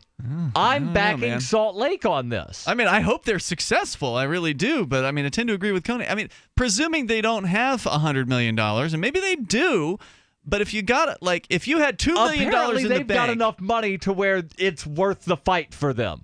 I guess so. My God, that's a lot of money. Getting back into the article, the AP says that San Diego Comic-Con is considered the flagship of popular conventions that feature guests dressed like superheroes, movie villains, and more.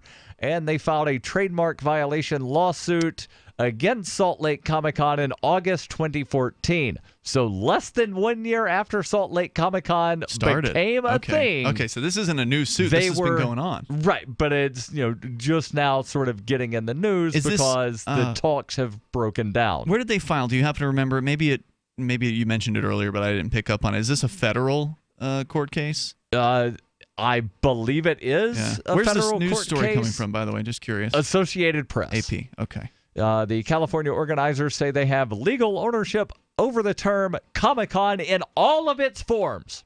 Wow. So every variation of Comic-Con is owned by San Diego Comic-Con, according to San Diego Comic-Con. They also say that the name of the Salt Lake event is so similar that people think that they're affiliated. Salt Lake says Comic-Con's a general term used to describe comic book conventions around the country. Seems like it. And that the lawsuit is a way to bully the upstart that has growing attendance. An online search shows similar events using versions of Comic-Con in cities like Denver, Phoenix, and Chicago. San Diego organizers argue in court documents, though, there are many other similar events that don't use those words. The U.S. Patent and Trademark Office is withholding judgment. Salt Lake says they have unearthed evidence from San Diego's past trademark battles that could be decisive in the case. So they've done this before, maybe. This isn't the first time they've gone after them. Now, it's saying when it says here the U.S. Patent and Trademark Office is withholding judgment, it almost makes it sound like maybe this case is filed with them. Maybe they have their own special administrative tribunal or court or something like that. Maybe this isn't in a court at all, like your traditional civil court. Well, it says here that if the judge fails to wind up making a decision one way or another, then it could go to a jury. So I don't think the patent office has a jury juries. process. Yeah, good point. Hearing is set for September 21st, though it will likely be pushed back because that's the first day of Salt Lake Comicon. Wow. We'll continue here, and you can weigh in if you've got some thoughts. Maybe you're a comic book fan and you've been to some of these Comic Cons, or maybe you're familiar with some of the past actions that San Diego has taken. 855-450 free, like freedom. It's Free Talk Live. So when we brought him home, we didn't realize that Bear, the rescue dog, was actually sick. He had very flaky skin. He was dropping a lot of fur. The vet wanted to do steroid injections, special dog food. Nothing seemed to work. So I've been hearing Dinovite on the radio for years. Petey stopped eating. All his hair fell out. Itching, licking, missing fur. DINOVITE.com. 859-428-1000. And then it finally sunk in. Oh, you're talking about hair and skin. And all right, I'll try it. Well, it took probably 6 weeks, but after we started using Dinovite, no more flaky skin. He doesn't scratch and itch, and he started to put weight on. It was awesome. Dinovite is nutrition. Every rescue dog in America deserves Dinovite for 90 days. I wish that we would have started the Dinovite right away. It would have been so much easier. 859-428-1000. DINOVITE.com. It's about time something new came along for better selling and buying online. And I found it. What now, Marge? It's buysellmakeoffer.com. Never heard of it. It's a brand new company. That's why you've never heard of it. It's the newest and best way to sell any products online. I did all the research. Sell my car? Yes. Our home? Yep. My golf bag? Your golf clubs. All of them. How about your purse collection hoard? Hey, now. You said any product. Right. I did. We get 30 days free. And membership is only $9.95. Yep. And buysellmakeoffer.com will never charge item fees ever. Never. And this is cool. Listen to this. You can even use Skype or video to show your items. That's cool. Yes. All we have to do is go to the website, sign up, and then load our stuff to sell. I love this site. Buysellmakeoffer.com. Buysellmakeoffer.com. You got it? Buysellmakeoffer.com. Buysellmakeoffer.com. Better selling, better buying.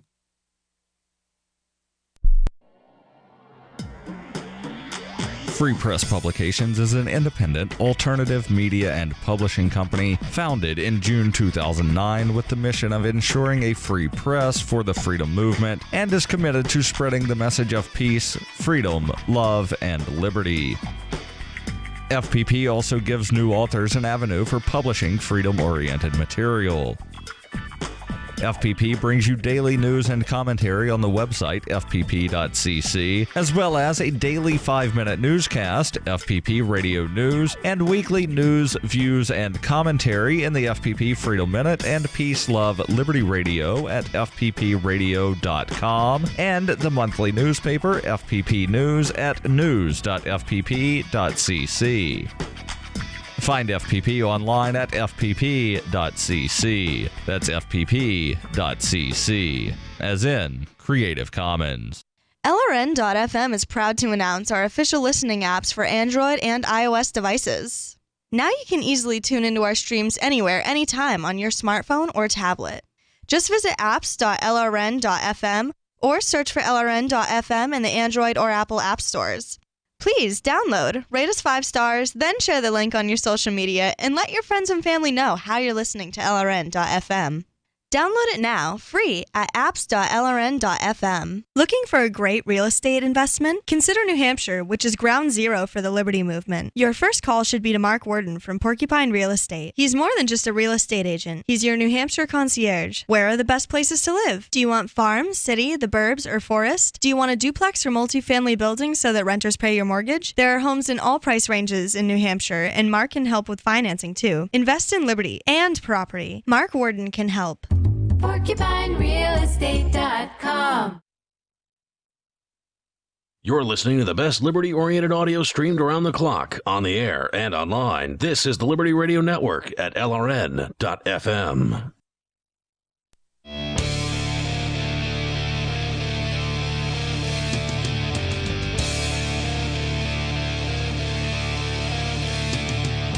It is Free Talk Live. You can dial on in here toll free. Bring up whatever you want. Our number is 855-450-FREE, like freedom. That's 855-450-3733. We are talking about the Comicon fight that is going on right now. It's in a federal court. We're doing a little more digging there, and yes, this has been going on for a while. Apparently, in 2015, Salt Lake Comic-Con did register a trademark successfully, but that hasn't stopped San Diego Comic-Con International from coming after them. We'll talk more about it. You can share your calls and thoughts with us here. 855-450-FREE, like freedom. That's 855-450-3733. Also, Free Talk Live is brought to you by Dash. Now, Dash is a pretty exciting cryptocurrency. It's digital cash. It's a digital money platform designed to replace cash and help people manage their own wealth. It's fast, private, and easy. Fees are low, and transactions are fast and can even be confirmed instantly. You can pay anyone, anywhere in the world, anytime for just pennies on the dollar. Dash is decentralized and run by users who earn rewards for helping run the network and make governance decisions. Anyone can invest in Dash and earn rewards for helping run the Dash network. Join Dash and help create a better financial system for everyone. You can take back control over your financial future today and find out more at Dash.org. Find out why there's a lot of momentum behind Dash right now. Go to Dash.org and learn more there as we go to your calls and thoughts. And I've got an article pulled up from Forbes that gives a little bit more info on this weird nerd war battle over who owns Comic-Con. Does anybody own it? Yeah, I definitely want to talk more Darryl, about this that. is serious. Please don't drop to the name calling of nerds and dweebs and dorks. This is serious. Now, is nerd a bad term these days? I mean, it was back in the 80s when we were growing up, but these days it seems to have taken on more of a cool factor, right? Because now everybody needs nerds. People need nerds to help them with their computers. It's a hipster thing. Hipsters are always anti-popular, anti-normal, and nerds are the go-to. They're the new normal, aren't they? That's people want to be nerds now. Until hipsters realize that nerds are normal, and then they'll fight against it and go some other direction. I'm just guessing that nerds are the ones running the comic conventions. Yep, I think you're probably right about that. And that's okay. Let's go to Stefan. He's in Ohio. You're on Free Talk Live. Hello, Stefan. God us bless the nerds and the geeks. Oh, God, this guy over here. We need them. Go ahead, Stefan. They make the things work for us. Stefan. This has been an interesting development with Comic-Con. I actually did not hear about this. It's sad. I mean, it is interesting, but it's sad. Yes. I guess it's just an example of how intellectual property can actually cause more problems than Absolutely. I mean, if there weren't intellectual property, I'm glad you went there with this because it was, I think, the eventual one of the points of the conversation was that if nobody could own these terms, then that would mean anyone could use them, and you wouldn't have to worry about defending yourself with $1 million lawsuit. And that's part of Salt Lake Comic-Con's argument, is that the term Comic-Con is generic. It was around prior to the advent of the San Diego Comic-Con, and so then anybody should be able to use the term Comic-Con. Yes, and honestly, it's one of those instances, like, I don't know if you guys ever heard about this, but like a long time ago, that Candy Crush game, the makers actually tried to copyright the word candy because of that. How'd that go? Hopefully it failed. It did fail pretty hardcore. Good. I mean, I wouldn't want to have to become British and have to call everything sweet. It just ruins, a lot of these, and it's not just Comic-Con, you got Metallica, remember years ago, where they went after their own fans for downloading their music. And their fans rightfully rebelled against them. That's right. And you've got Metallica, Susan the G. rebels Coleman. of music, and they just proved how embarrassing. Proved how establishment they were. What were you saying, Dan? Several years ago, Susan G. Komen and Victoria's Secret were battling over who owned Pink. Why? Because Victoria's Secret has that clothing line, the pink clothing line, where they put the word pink on the butt. Right. They could have just... Susan G. Komen's color for breast cancer awareness is pink. They could have just come together and helped each other rather than attacked one another. Yeah. What about the singer Pink? She uses an exclamation instead of the letter I, so she was not part of that lawsuit. But what I was gonna call in about is, customer service at like stores and how employees should deal with customers. So what happened today? So I work at a game store, and a guy comes in with a bunch of games to trade in, and before I can even look at what he's got, he has a piece of paper with all of the prices for each individual game listed on, and I tried to point out that that's kind of rude because you're our customer. And then he started, which prices? Where did he get these prices? This is his concept of what he thought they were worth, or did he get them from Amazon or online or something? He had apparently gone online and jotted down all the prices he wanted for the games he was going to trade into us so we could give him cash for them. And normally we're supposed to look them over, but then he started flipping out saying, you offer to buy games and, I'm the seller here. And how do you think people should deal with something like that? Okay, so he is partially correct. He is the seller. And as the seller, he gets to say, this is what I'm willing to accept. And if your offer is not what he is willing to accept, you're under no obligation to buy anything from him. Right. He may not understand that. But, he could say, I've got this really rare, 19 whatever Zelda game, and I want $20,000 for it. Yeah. And you're like, well, it's worth $5. Yeah. Well, you say you buy stuff. Yeah, we do buy stuff for what we're willing to pay for it. Right. Or you can mention to him that there are a few platforms that he can use on his own time, eBay, Amazon, where he can sell his own games himself, and he can quote any price he thinks they're worth, and they'll either sell or they won't.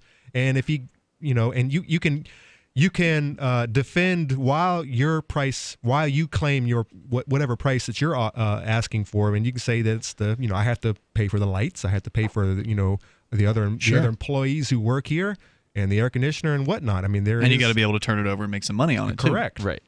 And that's the thing. And then he, screams for our manager, and the manager ends up giving him everything he wanted. Jeez. And the thing is, I feel like as a business person, you should have to take a stand and try to put a fine line down. Now, is this one of those corporate chain video game stores? No, this is completely local. It's an independent one. This is mom and pop? Yes. I'm surprised that the manager flipped like that. Can you give us an example of the kind of one of the discrepancies? Like what was he demanding? What did he say game X was worth? What game was it? And then what did what was the price you were supposed to be paying for it? Well, had the manager not come in? He had pulled out like a Mega Man X, and that game goes for PlayStation? PlayStation 1? Not Nintendo 64, Super Nintendo. He had Super a Mega Nintendo, Man X on Super Nintendo, and that in a is box game, or just like a plain old game? Just the cartridge with the torn label. Yeah, that's not worth crap. We can give you like $2. No, so hold on. We'll continue here. The adventures in video game stores, because I've actually watched this. They call it a podcast, but it's a YouTube channel with this guy who runs a video game store on it. Pat the NES Punk, his co-host, runs a video game store, and man, they deal with scam artists a lot. It's crazy. More coming up. Free Talk Live. Is that Ellen painting her garage? Yesterday she was trimming her hedges. What's her secret? I heard she was eating this new super berry called the aronia berry. Aronia what? Aronia berries from superberries.com. They're known for having one of the highest levels of antioxidants that helps with overall wellness. Where can we get them? Go to superberries.com/radio. And right now we get a free smoothie recipe book with our order. Plus we can save $4 at checkout. I can't wait. I've got lots of projects I need to get done. Yes, you do. Choose health. Eat purple. Superberries.com. Hunters, anglers, campers, and survivalists. Get back to nature. Expand your horizons with the highest quality, most versatile, unique slingshots and sling bows on the market at slingbow.com. Slingbow products are compact and models start from just $17.98. They're perfect for your bug out bag or storing in your vehicle. Give yourself and your loved ones the excitement and tradition of Slingbow, a new frontier in archery and truly modern twist on this primitive survival tool. Feel the thrill only at slingbow.com. On Free Talk Live, we're bringing people to the ideas of liberty every day. From wrestling superstars like Glenn Jacobs. You guys really are having an impact, I believe. Like I said, a lot of where I am now is due to listening to Free Talk Live. You changed my mind on some very important issues years ago. To random people tuning in on the radio. I was kind of stuck in the left-right paradigm. I heard your show by chance on a Saturday night.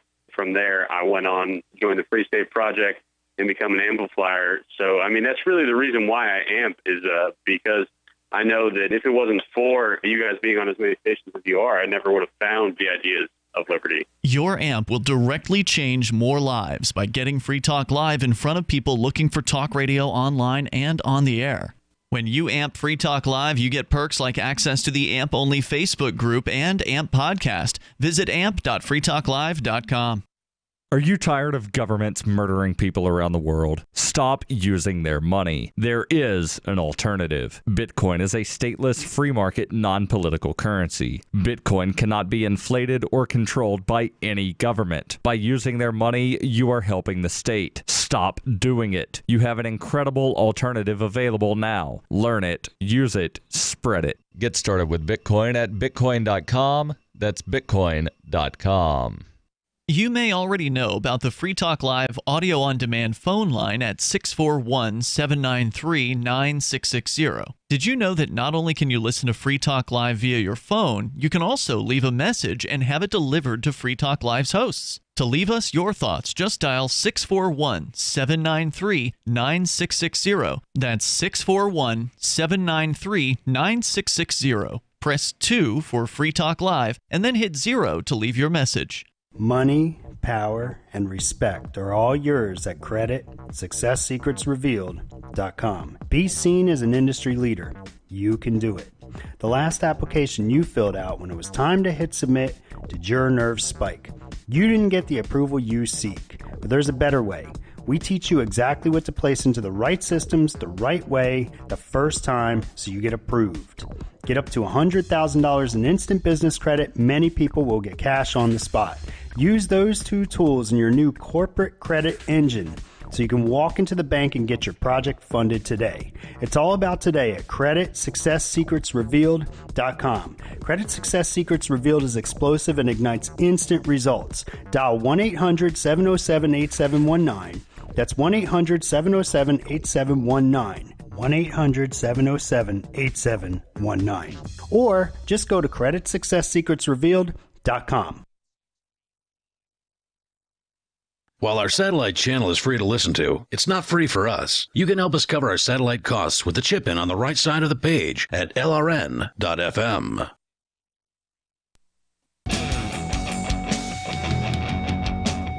This is Free Talk Live. You can dial toll-free. Join us right here, 855-450, free like freedom. That's 855-450-3733. We do have Skype, and the Skype username here is lrn.fm, so feel free to reach out to us there, as our current caller has done. Stefan in Ohio, we were talking about the Comicon fight that is going on, and there's still more to say on that. We can get back into it here in moments, but we ended up talking about working in a video game store, which is where apparently Stefan works. He says it is an independent store, and somebody came in with a bunch of games that they wanted to sell, and they kind of had like an attitude with you, Stefan, that they deserved to be able to sell those games to you at the prices that they wanted to get for those games. Yeah. But when you sell things in life or want to buy things, the price is what the buyer and seller agree upon. And so as an employee of the store, presumably you are given maybe you're given some leeway to negotiate, but there's usually probably a certain floor at which, maybe you have do you have like a database that you guys subscribe to? How do you pull up the values of the games?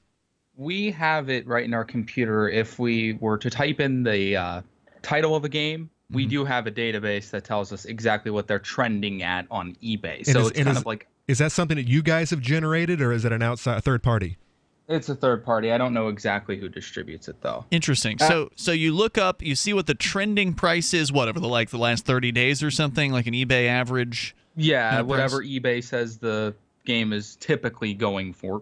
And now then, the average pricing. And then presumably you guys would offer a percentage or a certain percentage below that eBay price. 2/3 credit, 1/3 cash. And a lot of people don't think that's nearly enough when it comes to the cash. Of course not. They want to walk out with cash to, pay the rent or buy drugs with or whatever it is that they're looking to do.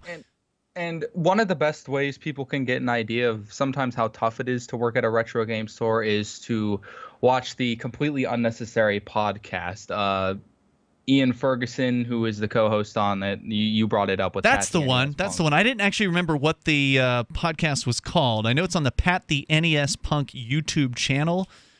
Presumably they have an audio version because they call it a podcast. And you had brought up a good point about people scamming, because here's the thing. There are a lot of people right now who don't even play video games that are getting into the resellers market. The only problem with that is it's starting to ruin the hobby and prices a lot of legitimate collectors like myself out of the market because it's become like gold almost. Certain games hold their value extremely well. It's like an investment. Yeah, it's an interesting podcast. They talk about a lot of gaming stuff, so like new game news, developments, and they have opinions about that. And sometimes there's like some really questionable Kickstarters out there that they talk about. There's like or eBay listings. There's a lot of scams in the video game sales and development world, and it's like one of the things they talk about are these labels that people will print out. They'll get like an old copy of Madden or some sort of game that there's a zillion copies of that aren't worth anything. They'll pick it up and slap the label on it. And then they'll print out a label of an expensive game that is worth quite a bit of money. They'll then, put this label onto the cartridge of the worthless game. So the worthless game's still inside the cartridge now with the expensive game label on it to make it look like it's a different game. They then take it into a game store where they're hoping to encounter somebody who doesn't have the ability to actually test the game to make sure it is what it purports to be. Sorry, please go ahead. Do you have how many systems do you have readily available to test games, or do you even do that at your store? We have all of them, but here's the thing: all the ones you would expect. But here's the thing: a lot of companies make reproductions of older games, right? But on the label, they will say this is a reproduction. The cartridge will look different. The problem is these scumbags are swapping the reproduction boards with one of those crappy games and slapping the labels. It's getting to the point now where anything that goes for like $20 that comes into the shop, we have to crack it open with the screwdriver and go over the board to make sure everything is in order. Okay, so just to clarify for listeners that maybe they're not too familiar. So like the let's talk about the Nintendo Entertainment System, this classic system from the 1980s. I remember those. If the cartridge didn't work, you'd pull it out and then blow on it and then put it back in. We didn't learn that from the internet because we didn't have an internet. That's right. Everybody just knew it. And so you got these old gray cartridges, and inside those cartridges, I've been inside one of them before, just by chance. To see what I think it was replacing a battery on a Zelda or something like that. But anyway, I've been inside, and it's just a little PC board, a little piece of electronics that's in there. So what you're saying is people are buying these reproduced games that are are these manufactured in like China or something? They're manufactured everywhere. They're U.S. sellers. Basically, if a game had like a limited run or it's really expensive, a lot of people will put out cartridges that look different, like they're colored differently, and the label has reproduction printed somewhere. But the problem is there are these people from China and all over the United States as well that will sell labels that look identical to the originals. Right. So then they get a reproduced game, which, I'm sorry, who did you say was manufacturing the repros? There's various companies that do it. Are they doing it licensed? Or are these like illegal, under the table kind of intellectual property violations? Technically, it's illegal, but a lot of the times they don't get busted for it. The cartridges usually look different enough.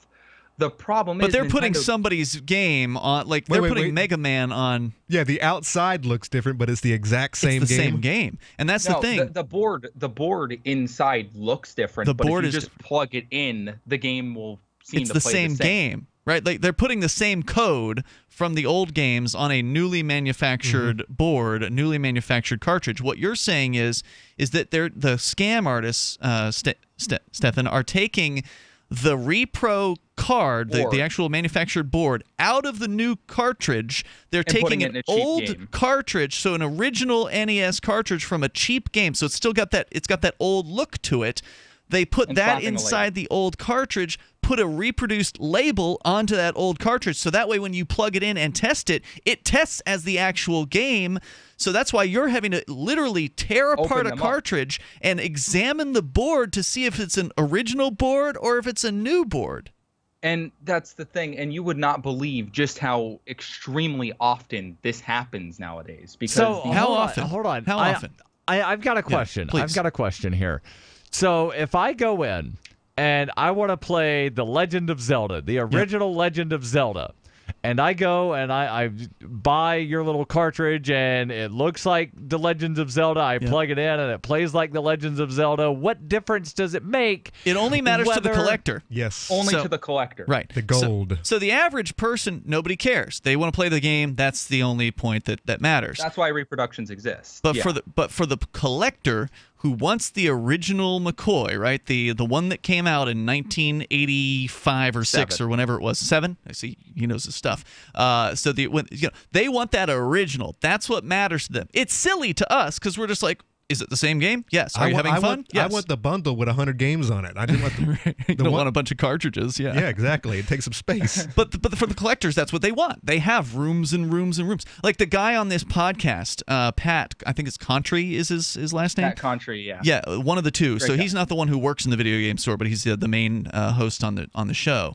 Yeah. There was a different. I think it was the Angry Video Game Nerd who went over to this guy's house and they did a tour of his video game collection. And oh my God, It's taken very seriously. this by a lot of guy has so much. Like he actually admits that it's basically a pack rat thing. I mean, it's well organized, so it's not like a mess of crap. But I mean, it was rooms and rooms and rooms, and like he would have multiple boxes of like the Nintendo 64 alone, different ones, right? Like not just one Nintendo 64, but like 5 of them. The different colors. Yeah, the different colors, and then all these different variants, and oh my God, it was just mind-boggling. I mean, this video series was like multiple videos, and it went on for quite a long time. I didn't watch the whole thing just because it was so exhausting. So these collectors they will spend a lot of money. That's why we're being nickeled and dimed by these scumbags. And some of them want to collect the complete collection. So they'll try to get all 719 or whatever Nintendo games. It's $750. Now wait, does that include the Ian? unlicensed? Wait, does that include the unlicensed games? The That 750? is without unlicensed. Without this, because then there's like the Bible games and the things like that that are kind of the weird stuff here. Hey, thanks, Stefan, for the call tonight. I think we should talk more about this. You got to tell us more of these video game scam stories coming up. Do you want to help build a better financial system for everyone? Join Dash. Dash is Digital Cash, a digital money platform designed to replace cash and help people manage their own wealth. It's fast and easy, fees are low, and transactions are confirmed instantly. Dash is decentralized, run by users who earn rewards for helping run the network and make governance decisions. Dash is set up to succeed where other platforms have failed. Give it a try at dash.org. Help people take control over their financial future today. Find out more at dash.org. You've said it yourself. We need a healthcare system that focuses on health, not sickness. Health insurance pays for treating sickness but gives you nothing for being healthy. There's a free market healthcare company that gives you freedom from health insurance. They give you a proactive health assessment daily, no charge 24-hour access to doctors. Check them out right now at healthexcellenceselect.com. Any kind of doctor, traditional, integrative, chiropractic, acupuncture, and massage. You'll love the service and price. healthexcellenceselect.com. healthexcellenceselect.com. It's about time something new came along for better selling and buying online. And I found it. What now, Marge? It's buysellmakeoffer.com. Never heard of it. It's a brand new company. That's why you've never heard of it. It's the newest and best way to sell any products online. I did all the research. Sell my car? Yes. Our home? Yep. My golf bag? Your golf clubs. All of them. How about your purse collection hoard? Hey, now. You said any product. Right. I did. We get 30 days free. And membership is only $9.95. Yep. And buysellmakeoffer.com will never charge item fees ever. Never. And this is cool. Listen to this. You can even use Skype or video to show your items. That's cool. Yes. All we have to do is go to the website, sign up, and then load our stuff to sell. I love this site. Buysellmakeoffer.com. Buysellmakeoffer.com. You got it? Buysellmakeoffer.com. Buy, sell, makeoffer.com. Better selling, better buying. Understanding your credit score is the first step towards managing and improving it. This is Charlie Sundstrom with your Van Dyke Mortgage Minute.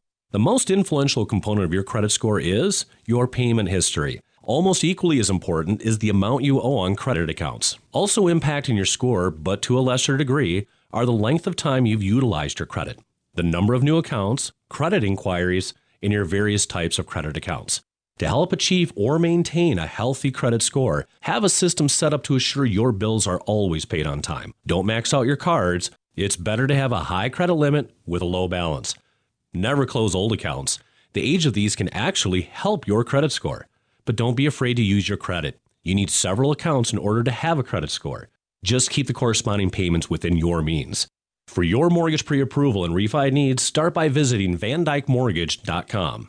Corporate NMLS 3035. Van Dyke Mortgage is an equal housing lender. Charlie Sundstrom, NMLS 134251. There are lots of ways to listen to Free Talk Live. Our podcast has been around since podcasts began, and now the FTL feed is loaded with content besides our full show archives. Did you know that we make it easy for you to customize your podcast subscriptions? We have different feeds, one that includes only our full shows, one with just the Daily Digest, and one with just the Edgington Post. You decide what you listen to. It's quick and easy to customize your feeds at feeds.freetalklive.com. That's feeds.freetalklive.com.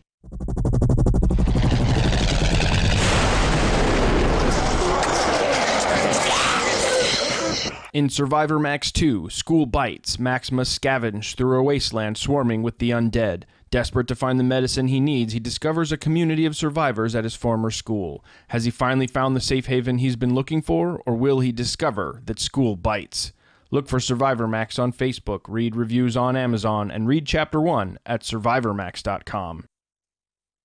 Do you love Twitter? Make sure you favorite the LRN.FM Twitter account so you can receive our tweets at twitter.lrn.fm. That's twitter.lrn.fm.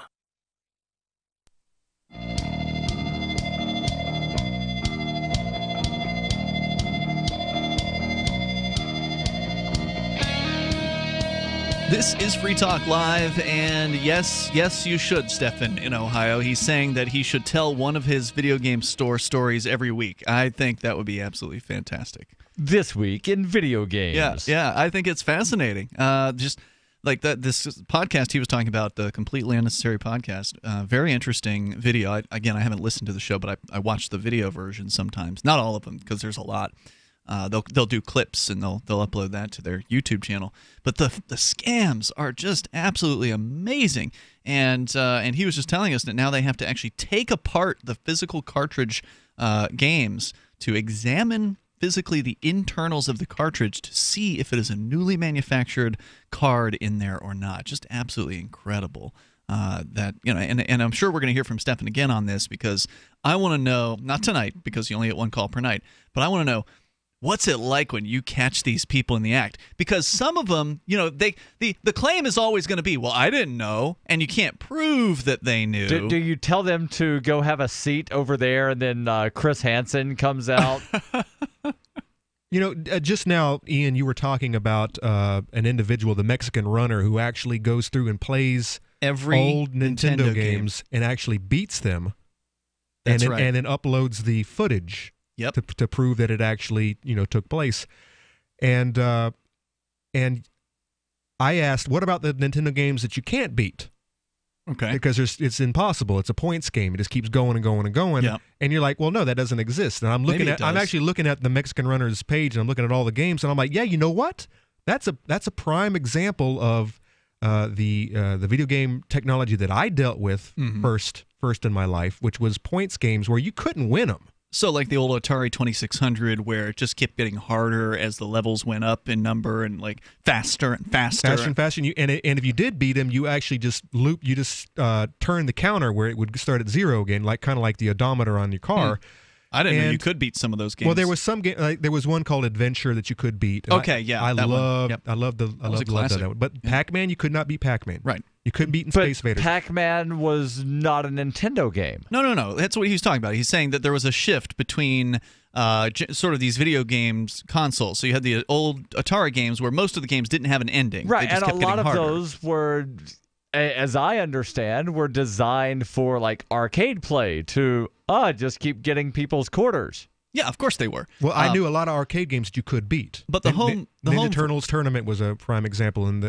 But you know, well, lots of arcade games you can beat for sure, but they're still designed to crunch quarters. I mean, you have to throw quarters into like the old Simpsons beat 'em up or the Turtles or Gauntlet or whatever. You have to keep feeding quarters, and you can't get through that game. Space Invaders, Asteroids. Right, you can't get through a game like that without dying. That's the whole point of an arcade game, is to extract money from the players, not to make it so you can beat it on one life. The reason it struck me is because I'm always screaming about the trophy syndrome. Everyone gets a trophy, and this was it. Yeah. This was a new generation moving into the game world. And I can't play a game that you can't win. I need to win something. I need to win the game. I need to beat it. I need to get the princess at the end of the level. They're still making games for some of these old systems. Like there's some fans out there who will program a game for the old systems and somehow get them manufactured and sell them online. Emulators and whatnot, where they actually have to sometimes. They'll literally like program a physical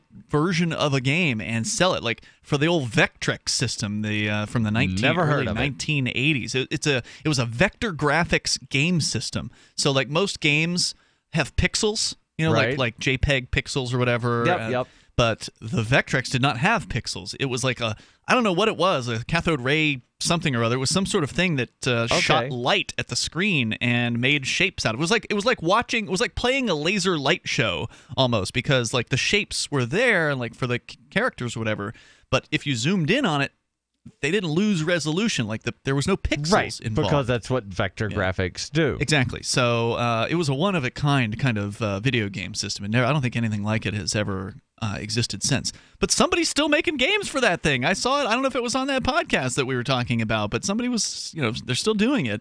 It's incredible. So anyway, we can talk about that, or you can bring up anything that's on your mind. Our toll-free number is 855-450-FREE, like freedom. That's 855-450-3733. And this is a conversation that, wouldn't have existed on talk radio 2 decades ago, right? Because video games are part and parcel of our lives. I mean, we're all, I think, in our 30s here on the show here tonight. Barely. So we all grew up pretty much in the 1980s and the 90s, where video games were a big thing. Right, and I remember figuring out that on Duck Hunt, you could actually control the duck.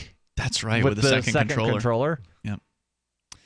So lots of cool stuff, and of course, video games are. You've got the huge collector factor that Stefan says is ruining the hobby, because people are just getting in so they can snatch up games and and try to hold them and flip them, and like they don't actually care about the games. They only care about the selling the games, and he was complaining about that. So there's really a lot. I mean, the video game world is a pretty deep world, and I'm just barely scratching the surface of it these days because I just don't have time for it. Now I wonder. I wish I did. I wonder, because a lot of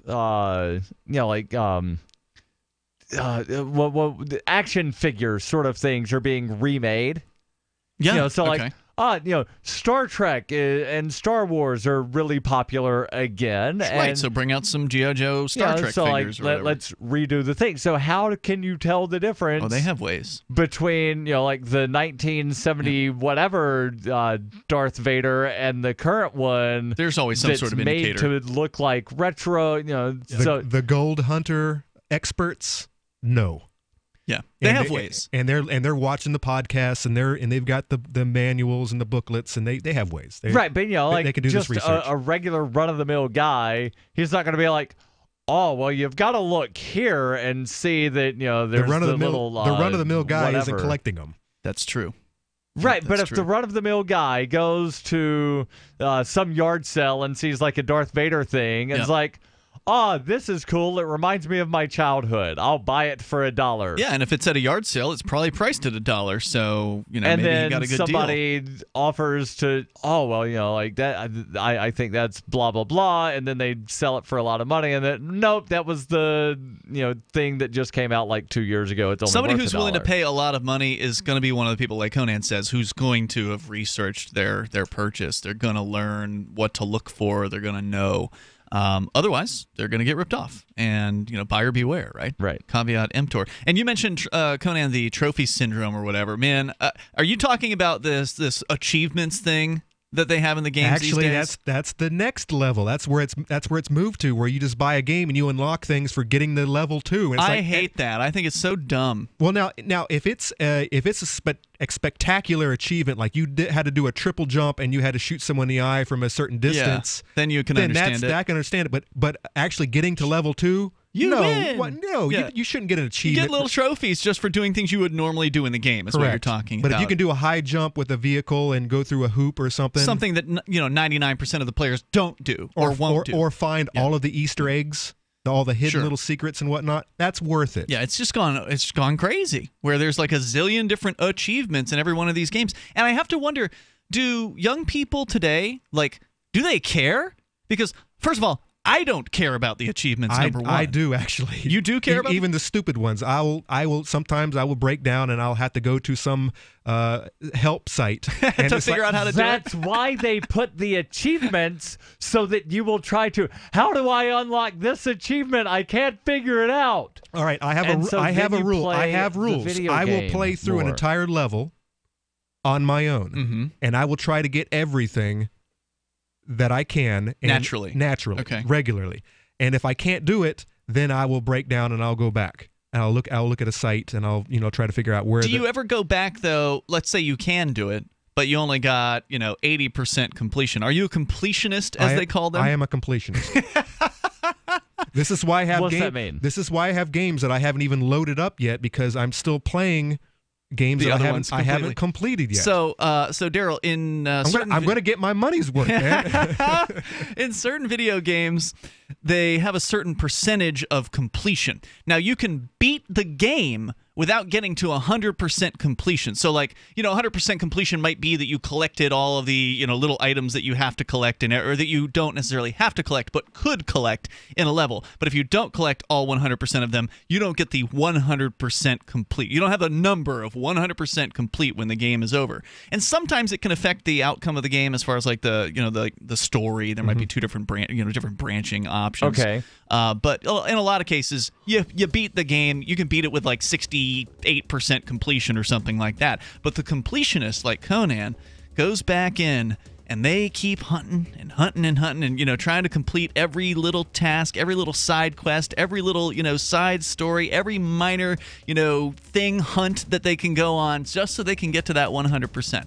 And it's only something in your head, Conan, because it's not like anybody else cares whether you complete the game, right? More coming up here, 855, 450, free, like freedom. Do people care about these trophies? Bitcoin.com is the most unique online destination in the Bitcoin universe. Buying Bitcoin? Do it here. Want to speak your mind to other Bitcoin users? Our forum is always open and censorship-free at forum.bitcoin.com. There's no bigger Bitcoin believers than the Bitcoin.com team. That's why this site is a one-stop shop for everything you need to get into Bitcoin life. You can also play games at games.bitcoin.com. Learn more at bitcoin.com. That's bitcoin.com. Free Talk Live has partnered with Amazon, the largest internet retailer. Imagine a department store category, and Amazon has it. Books, electronics, office products, furniture, jewelry, automotive, toys, clothing, sporting goods, and dozens of other categories. Now you can shop and support Free Talk Live by entering Amazon through our website. Go to shop.freetalklive.com and Amazon will send us a portion of your purchase. You're going to do the shopping anyway, so remember to enter through our site at shop.freetalklive.com. That's shop.freetalklive.com. I love My Magic Mud. I drink a lot of coffee. I had stains on my teeth. Then I found My Magic Mud, and I was told it would remove stains. So I paid attention when I brushed the first time. My Magic Mud is black tooth powder, and the difference it made in my teeth in one application was noticeable. With 4, my teeth were as white as you normal folks out there. Please go to mymagicmud.com and buy a jar. There's 150 applications for $25. You can use Bitcoin, mymagicmud.com. Free Talk Live has partnered with Amazon, the largest internet retailer. Imagine a department store category, and Amazon has it. Books, electronics, office products, furniture, jewelry, automotive, toys, clothing, sporting goods, and dozens of other categories. Now you can shop and support Free Talk Live by entering Amazon through our website. Go to shop.freetalklive.com and Amazon will send us a portion of your purchase. You're going to do the shopping anyway, so remember to enter through our site at shop.freetalklive.com. That's shop.freetalklive.com. You're listening to the live edition of Free Talk Live. Hour number 3 is next after the news here on the Liberty Radio Network at LRN.FM. From Keene in the Shire, the Liberty Media capital of the world, this is Darryl W. Perry, host of FPP Radio News for Friday, June 30th, 2017. Silver is trading at $16.59 per ounce. Gold is valued at $1,244 per ounce. Bitcoin is trading at 1.7 cents, and the average price of Bitcoin is $2,534.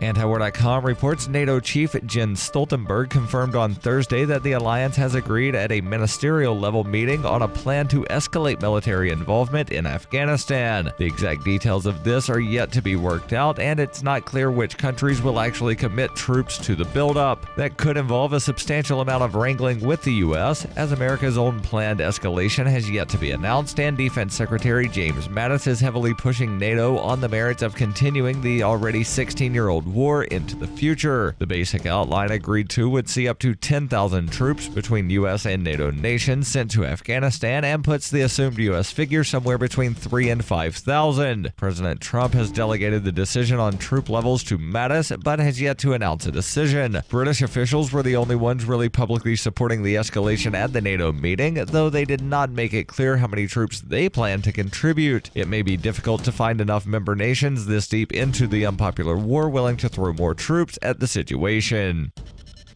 When you hear the word lobbyist, you probably think about greedy corporations, but not all lobbyists are the same. Some are fighting for the freedoms you hold dear. Liberty Lobby LLC is doing just that in New Hampshire, working hard to represent you, not some special interest group. You can help by going to libertylobby.info, where your contribution will give us the tools we need to ensure that your voice is heard. Visit libertylobby.info today to find out more. UPI reports Philadelphia District Attorney R. Seth Williams resigned from office Thursday after pleading guilty to a bribery charge in a federal corruption case that now has him facing prison time. Williams brought a sudden end to the case at Philadelphia's James A. Byrne Federal Courthouse as part of a plea agreement with prosecutors, which mandated he plead to one count of bribery and resign from office immediately. After the plea, Williams appealed to U.S. District Judge Paul S. Diamond that he be allowed to remain free on bond until his sentencing in 4 months, but that request was denied. In making his plea, which followed a full week of trial proceedings, Williams admitted he accepted bribes from a Bucks County businessman in return for favors he could grant as Philadelphia's top prosecutor. Among the gifts were a trip to the Caribbean worth $6,000 for Williams and his girlfriend, a Louis Vuitton necktie, a Burberry watch, $7,000 in cash, a $3,000 couch, and pricey meals. In return, Williams helped the businessman with security issues at the Philadelphia International Airport and promised to look into a criminal case involving one of his friends. For nearly 40 years, Roberts & Roberts Brokerage has been a trusted source for buying and selling precious metals like gold and silver. They also take Bitcoin for precious metal purchases and have permanently removed the minimum purchase amount for all orders paid in the digital currency. Call Roberts & Roberts today for knowledgeable advice on buying and selling precious metals and a forward-thinking approach to new technologies. 800-874-9760 or visit online at rrbi.co.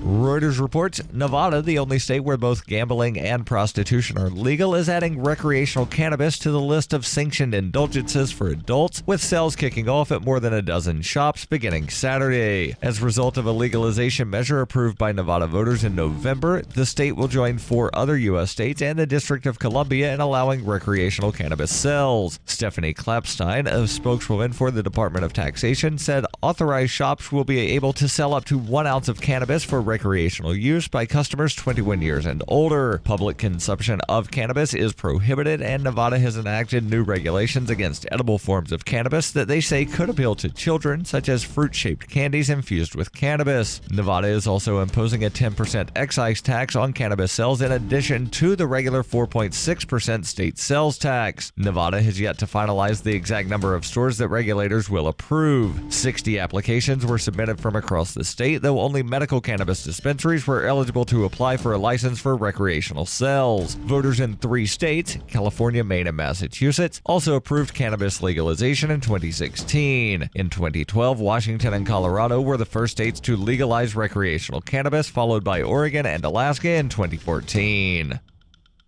This has been FPP Radio News, online at fppradio.com.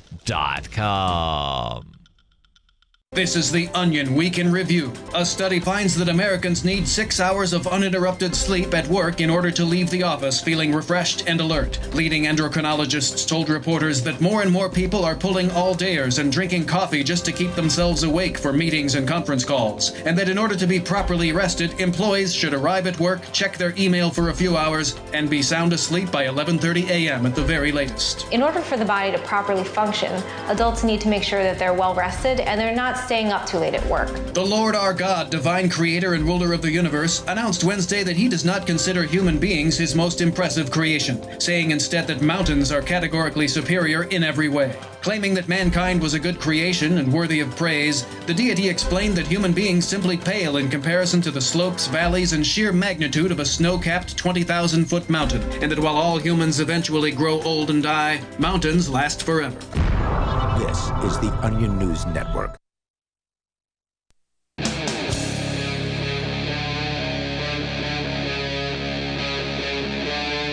Free Talk Live. It is Free Talk Live. We're launching into the third hour of the program. Whether it's the Comicon fight that's going on between Salt Lake City Comic-Con and San Diego Comic-Con, who started the fight. San Diego started the fight. Right, they started the fight. You want to comment on that? You're welcome to. I don't think we're quite done with that discussion. We might get back into it here. Your calls and thoughts, though, we're going to get into them. It's Ian, Conan, and Darryl in the studio tonight. We ended up just kind of talking about video gaming and sort of the video game, I don't know, the universe or whatever you want to call it. It's a very wide sort of thing. There's a lot going on out there. You can get as deep into it as you want to. I wish I had more time to, but, you know, this radio stuff keeps me pretty busy. What's the last game you played, Conan? Just curious. Do you remember? I actually play more Android apps than anything, and I try them when they come out. And there's been one, and one day maybe we'll do a game of the year. Really? Because I've actually been playing it since for like a whole year. More than a year. Wow. But you play video games every now and then. Every right? now and then, yeah. But it's been several weeks since I've played one. Like maybe a couple months. The thing about phone apps is that it's something that you can just kind of do during your lunch break, or you can, it's not something that you need to actually plant yourself. Yeah, you don't have to commit. Right, but you don't have to with commit a phone app, you're playing with your thumb. You don't have to commit for 60 hours or whatever. This is a little more than that, Darryl. 60 hours? Who plays a game for what? Not straight, but the games, the AAA games as they call them, the big games, big budget games that come out. They want to put as many hours in those games as possible so people feel like they're getting their money's worth, right? So they want to have a long, drawn-out plot. Not everybody wants this. Some people want the short, little games that they can beat in an hour or two or something like that. Let's go to your calls and thoughts. We can talk more about gaming because a lot of people do it these days. It's a big thing. In fact, it was a few days, not days, but a few years ago where video game revenues surpassed Hollywood movies. So they really are very, very popular. Yeah, dude, go check it out, man. It's the truth. Reverend Green, you're on Free Talk Live, listening in California. Hello, Reverend Green. Hey, guys. How you doing? Hey, what's on your mind tonight? I want to talk about marijuana. I'm a big marijuana advocate. First of all, I'll just bring up the video games. I'm from a little different era, a little older than you guys. We just had, like, pinball machines when I was growing up. The video thing just totally passed me by. By the time it was big, I was already, a little older. Did you ever have a Pong? No, I remember Pong when it first started, but I never had one. I remember seeing, like, a neighbor had one. That's how elementary it was. I remember it on the old, they put it on the TV screen. It would go over the TV screen. Yep. Excellent. So what else did you want to talk about tonight? Okay, so I'm a big, by name, I go by Reverend Bud Green. I've been a long time marijuana advocate for religious purposes as well, not just for recreation. My point is that marijuana in its pure form is like a enlightenment type drug. It raises your consciousness. It brings you more aware of things. In fact, the origins of religion are tied in a lot of these psychedelic drugs when you go back far enough, because if you think about it, we were just animals at one time. We happened to come upon these plants and different things that kind of raised our ability to think and stuff. So I think that's the origins of these psychedelics. People have been like tripping marijuana on mushrooms and to a lesser extent cannabis for a long time. Yeah. There's a famous book called The Sacred Mushroom and the Cross, written by English professor John Allegro in the late 60s, where it talks about the origins of Christianity, in fact, being like a mushroom cult where the people took the mushroom, and the whole thing of Christ was that, take my body and know my knowledge. Well, actually, it was a mushroom they were giving, so there was something actually would give you some kind of spiritual knowledge instead of just a wafer. And, I believe it. Very, very similar to the Dionysian cult, where they actually were consuming the mushrooms and having orgies and whatnot. Very, very similar to the Jesus cult. Yeah, exactly. And the point is, what we've done over the years is that we've lumped in marijuana and the psychedelics with all the other drugs, and they're just so different. Cocaine, heroin, these are debilitating drugs. The psychedelic drugs actually make you think, and that's why one drug we don't even hear about anymore, LSD, was obviously a big drug with that, but obviously it was legislated out of business. I don't even know if you can even find pure LSD Oh, yeah, anymore. you definitely can. The internet has all kinds of LSD these days, thanks to the underground drug marketplaces. Yeah, the problem with drugs like, the problem with generally the black market is, of course, that essentially there's not open competition, so you've got street dealers who are unscrupulous and might sell something as LSD that's not actually LSD. Exactly. And now when I was a kid growing up, it would always have speed in it and stuff like that. So whether we ever took the pure LSD, I kind of doubted it. Yeah, you would never know for sure unless you could test it, and most people don't have the ability to do that. But these days, thanks to the darknet marketplaces like Alpha Bay, Outlaw Market, Dream Market. Yeah, Dream Market. So these are some of the more popular ones. People can literally go online and order real LSD as well as other drugs from these anonymous sellers who, even though they're anonymous, you don't know who they are. They still have user ratings, so they're not likely to scam people, not likely to send bunk product.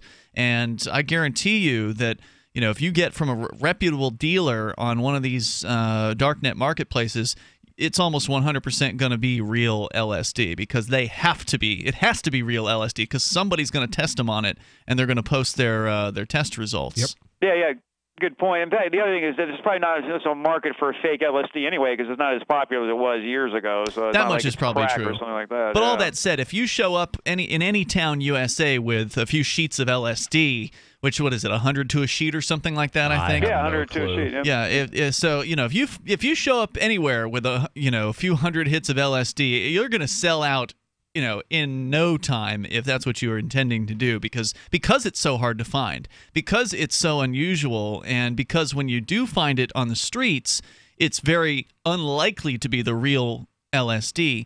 So somebody that's it. And there were...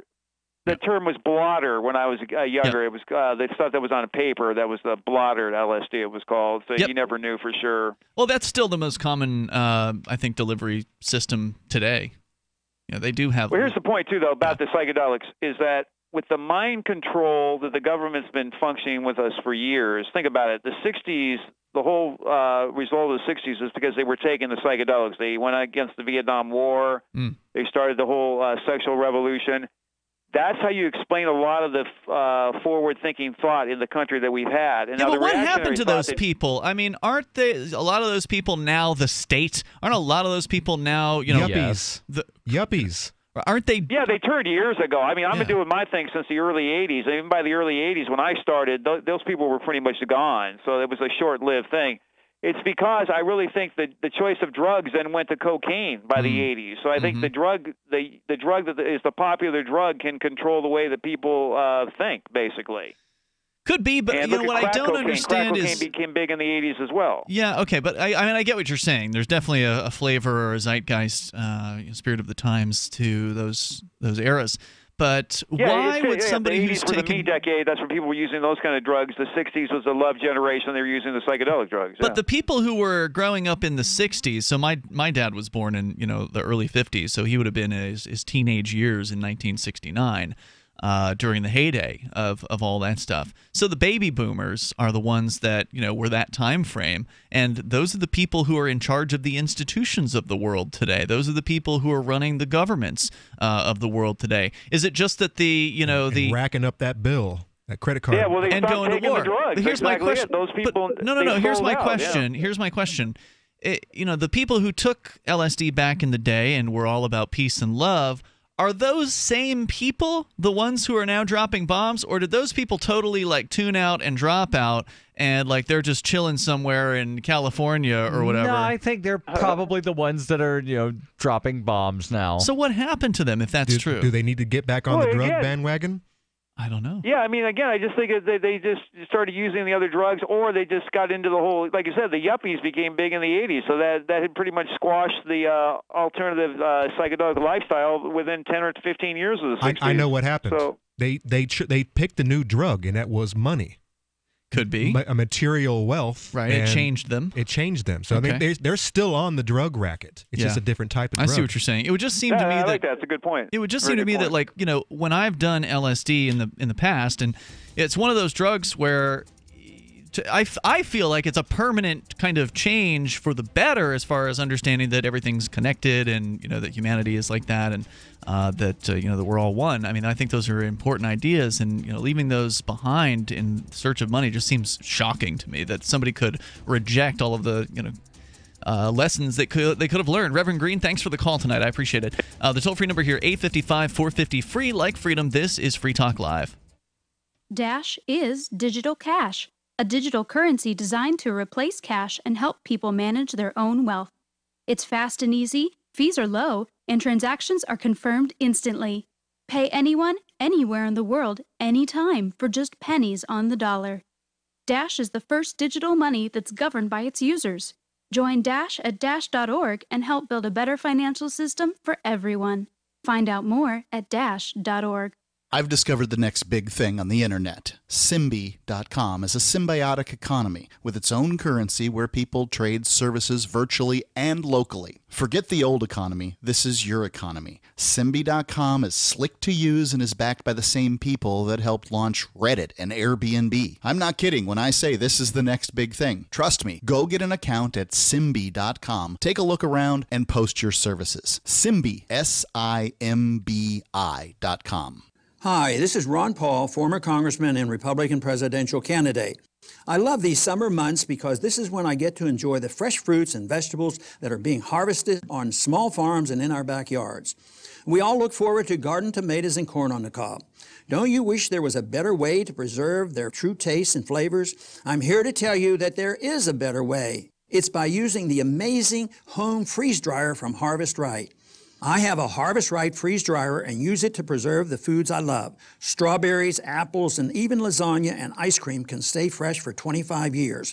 And the best part of my freeze drying is my family and I have a supply of long-lasting food on hand. So no matter what may come, we feel better prepared. We love our freeze dryer.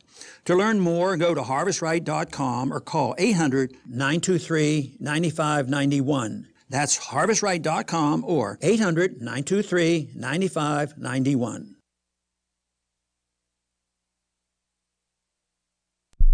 The Free State Project has reached its goal of 20,000 liberty lovers who've pledged to move to New Hampshire and get active to achieve liberty in our lifetime.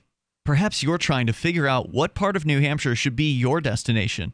If so, consider Keene. You'll find more than 150 reasons to move to Keene at move.freekeene.com. Keene is famous for its historic, publicity-generating activism, as well as being the liberty media capital of the world. It's home to freekeene.com, New Hampshire's destination for liberty activism, news, and opinion. For years, we've been compiling over 150 reasons to move to Keene at move.freekeene.com, where you'll learn about some of what's happening here and what makes Keene a great place to live. If you love liberty, you'll probably enjoy anywhere you end up in the Shire. But do your due diligence first. Please visit move.freekeene.com for the full list of over 150 reasons to move to Keene. That's move.freekeen.com. The three most important things you can do for Free Talk Live are: 1, share one episode a week on Facebook or in some other social networking site. 2, buy the things you buy online through shop.freetalklive.com. 3, give $5 a month to the AMP program. It's my firm belief that Free Talk Live's AMP program is the best use of your charitable dollar among liberty-oriented organizations.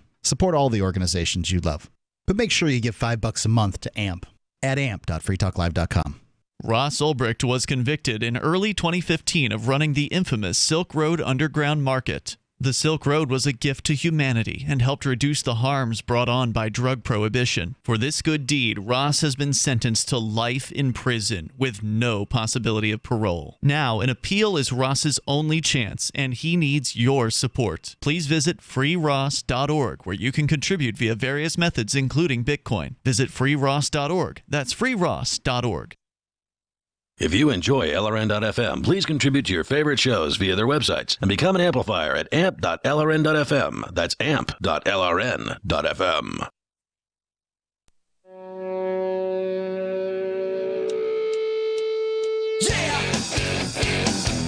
It is Free Talk Live. You can dial toll-free and join us on the radio. Our number here, 855-450-FREE, like freedom. That's 855-450-3733. We talked quite a bit about some video gaming stuff in the last hour, and of course, if you want to get some games, great way to do it is to go to shop.freetalklive.com. It's Amazon. You just go through the link to the Amazon that you prefer, Amazon US, Canada, UK, and then you order whatever it is you want there, and Free Talk Live gets a portion of the purchase price when you do that. So once again, start your shopping online at shop.freetalklive.com. Of course, if you want more than video games, there's all kinds of stuff at Amazon. They've got almost everything these days. Shop.freetalklive.com. Ian, Conan, and Darryl in the studio here. Let's go to Skype, where we've got David on the line. David, are you with us? Yes. Hey, you're on the air. Go ahead. Yes, I called to talk about Bitcoin. So, sure. My question is, well, actually, I might have two questions. That's okay, first sure. question is, it seems like it's really easy to find somewhere to buy Bitcoin, but where can I sell Bitcoin and get dollars back? Okay, good question. Because a lot of the Bitcoin vending machines or Bitcoin ATMs out there do not do two-way purchasing. So they'll sell you the Bitcoins, but they won't buy them back. And so there are different ways to do this. Some of them involve giving up some of your private financial information. So, for instance, if you were hooked up with, let's say, Coinbase, which is one of the more popular brokerages out there for Bitcoin. I personally don't much care for them, but a lot of people use them. I did use them for a time until they banned me. But anyway, Coinbase would allow you to sell your Bitcoin, and I think they take a 1% cut, if I'm recalling correctly, off of doing that. And basically, they'll just connect directly to your bank account, and then they will ACH the funds to you. So it'll take like 3 or 5 business days, depending, usually probably closer to 3, for the funds to arrive. But they will do that for you. Some of the exchanges like Kraken or Gemini, they will send you via wire transfer, so you can load up your Bitcoin in those exchanges. You can sell them there, and then they will wire you the funds to your account, which of course you're then paying a $30 wiring fee or whatever the wiring fee happens to be for that. And then there's also local Bitcoins, which is a great way to sell Bitcoins on a more private basis. In that case, you can actually go in. So you said you wanted to get cash for your Bitcoins. You can actually have people deposit cash into your bank account, and then then you verify that the cash is there, and then you release the Bitcoins to that person. So that's a way to do it that if you do it too much, the bank account will probably shut you down because they don't like cash deposits coming from various different places. So there are a variety of different ways to do it. Local Bitcoins, you're gonna maybe make a little bit more on the sales there, but there's more involved in you selling it there because you got to verify and you got to make sure you're not getting scammed by somebody who's trying to like upload a fake receipt or something like that. But on the other services like Kraken or Coinbase, then you're dealing with a fairly large corporation that's just going to give you cash and take a small cut. Right. Yeah, I didn't know about some of those, like Kraken, for example, so I might have to go check them out. But I sort of kind of want to dabble in the Bitcoin game, but it seemed a lot like a hotel California type of scam where it's like you can check in anytime you like, but you can never leave, you know. And so, you know, that brought me to my second question, which being it's so hard to get, you know, exchange Bitcoin for cash, or so it seemed, it sort of kind of begged the question, how can someone actually tell what Bitcoin's worth? Because there's no real market for exchanging Bitcoin. There are a bunch of markets. There's a bunch of markets. So if you go to a website called bitcoinaverage.com, they list a bunch of the global marketplaces for Bitcoin where people are all day long. Right now, as we're speaking, millions of dollars worth of Bitcoins are being purchased and sold. Some people are buying Bitcoins for US dollars. Others are buying them for, you know, yen or euro or whatever, and some are selling their Bitcoins for those fiat currencies. Others are selling their Bitcoins and getting other cryptocurrencies. So they might sell their Bitcoin and get Ether instead, or one or the other, Dash, for instance. Yep. So there's different, and different exchanges list different cryptos. So some exchanges are Bitcoin only. Others have a variety of different options on there.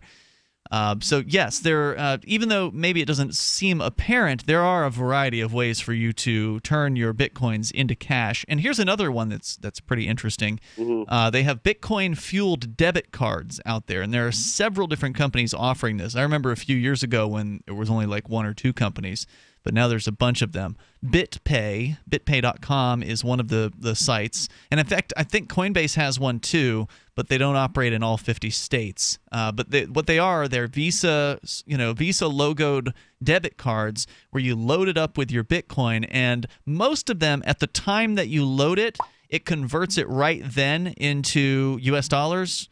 But there's the one that Coinbase has, which I've never actually used because for whatever reason they weren't doing it in New Hampshire. But the one that Coinbase has is called the Coinbase Shift Card, where it actually holds your Bitcoin in an account, and then when you spend at a point of sale, it then converts. So so with most of them, it converts when you load the card. Then it's just a cash-loaded card.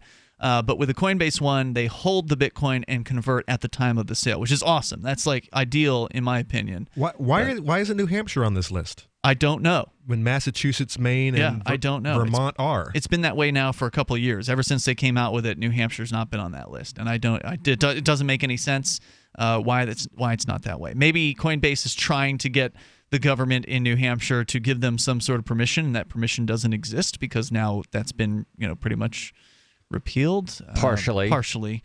But Coinbase was one of to the state to mess up a good thing, right? Yeah. Wasn't Coinbase one of the ones they cited as having gotten a license from them, though? Yes. So it really doesn't make any sense, Conan. I don't understand that at all. But it sounds like a really cool idea for a card. So that's one way to get out of it, right? You can actually just swipe a card at your point of purchase wherever it is you're shopping, and it's coming from your cryptocurrency.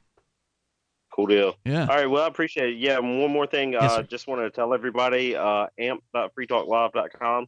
It's a great website. Go give some value for value. Give these guys some money for delivering a awesome radio show 7 days a week. Thanks, dude. I appreciate that. And we do take Bitcoin at the Free Talk Live AMP program that you mentioned. Thanks, David, for the call tonight. The prices of Bitcoin are determined by the various different exchanges that are around the globe. And at any moment, each exchange does have a slightly different value as far as what Bitcoin is trading for, but it's usually within a certain range. Right. And obviously some people try to make money by buying from one exchange and selling to another exchange. What do they call that? Arbitrage, I think it is. Yes. And how successful you might be at that if you tried it, I don't know. Because some exchanges, it's hard to get money into, but it's easy to get out of. And others vice versa. And that affects the way the prices go. So, toll-free number tonight, 855-450-FREE, like freedom. We got Robert. He's in Vermont. You're on Free Talk Live. Hello, Robert. Hi, guys. Hey. Conan, you got a nice hairdo. Hey, thanks a lot, man. It was it was time for some change. For listeners that don't know, Conan used to have shoulder-plus length hair and now has very short-cropped yes, hair. I've lost. I almost didn't recognize you. I've lost the Jesus look. It's true. That's all right. You're still a smart man. Hey, Robert, hang on. I know you were calling about more than complimenting Conan's haircut, so we're going to bring you back here in a moment. Our toll-free number is 855-450-FREE, like freedom. That's 855-450-3733. Whether it's video games or cryptocurrency or whatever, this is Free Talk Live.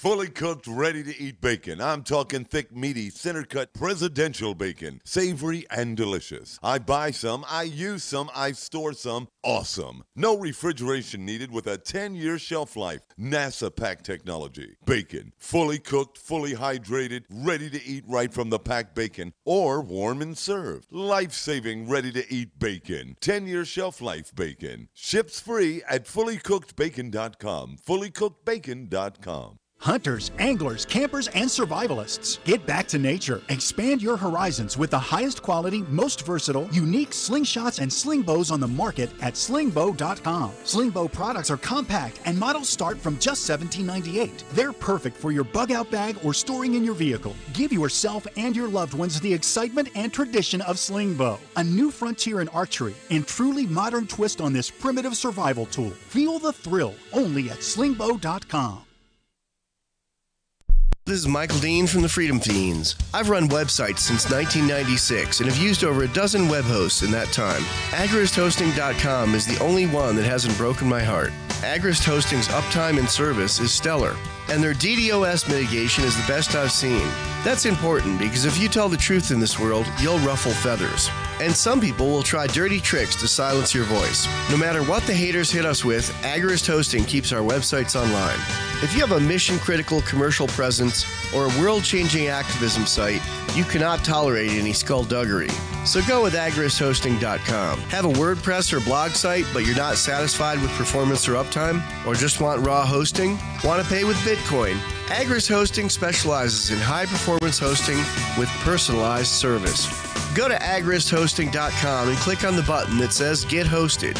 That's agristhosting.com. So you've signed the Shire Society Declaration and are planning your move to New Hampshire to be around more liberty-oriented people. Next, sign up for the Shire Society Forum at forum.shiresociety.com. There are a bunch of people there who are already in the Shire, and they want to meet you. If you're already in the Shire physically, you should also come by the forums. Remember, not everyone uses Facebook. New people are signing up for the Shire Society Forum every month, so drop in and say hello at forum.shiresociety.com.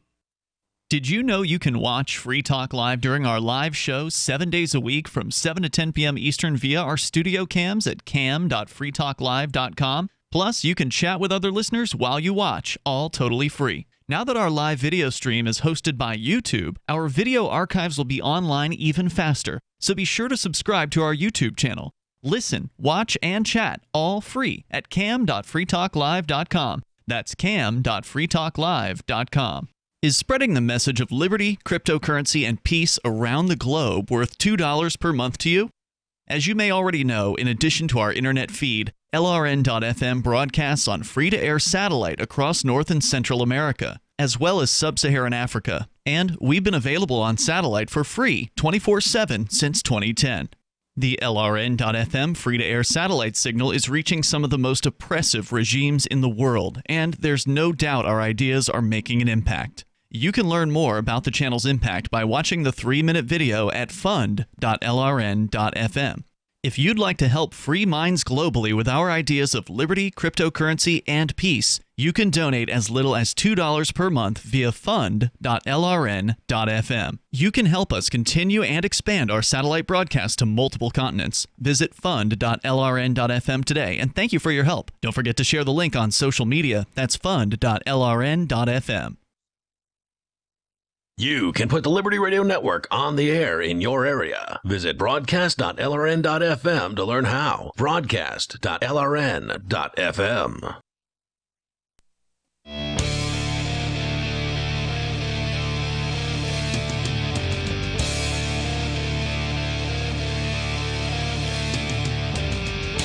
Free Talk Live. Join us on the radio here. Our toll-free number is 855-450-FREE, like freedom. That's 855-450-3733. In the studio tonight, it's Ian. And Conan. And Darryl. And you can Skype in at Skype username LRN.FM.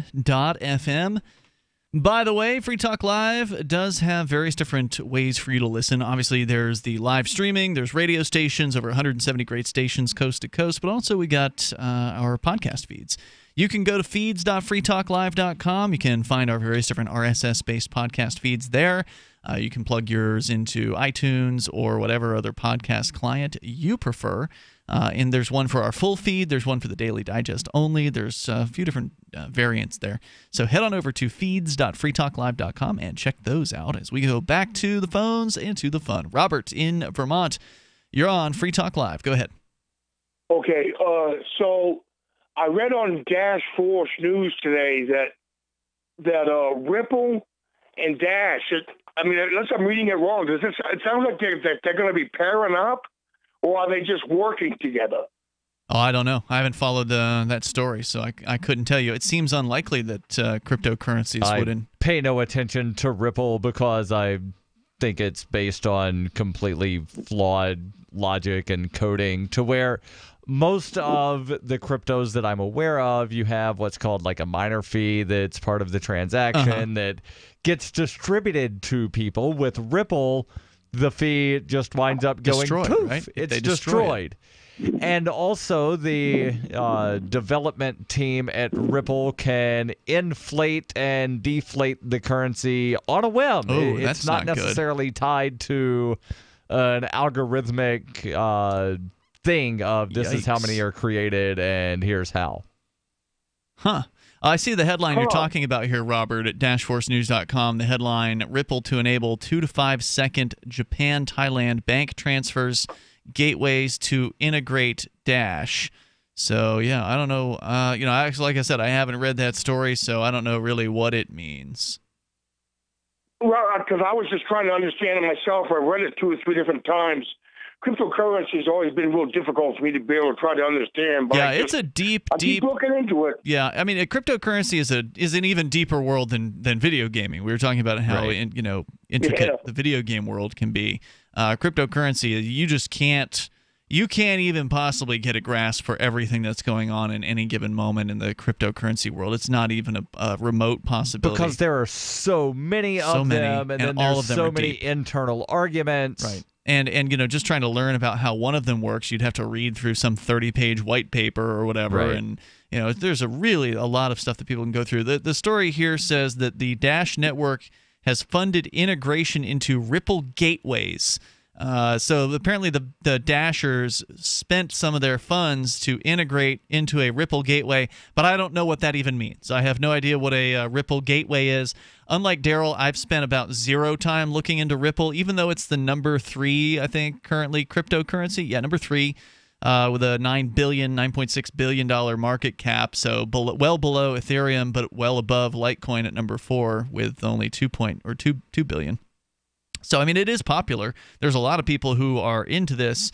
Socialism's popular. Yeah. It doesn't mean it's a good idea. Yeah, I'm with you there, Robert. Thanks for your call tonight. I appreciate it.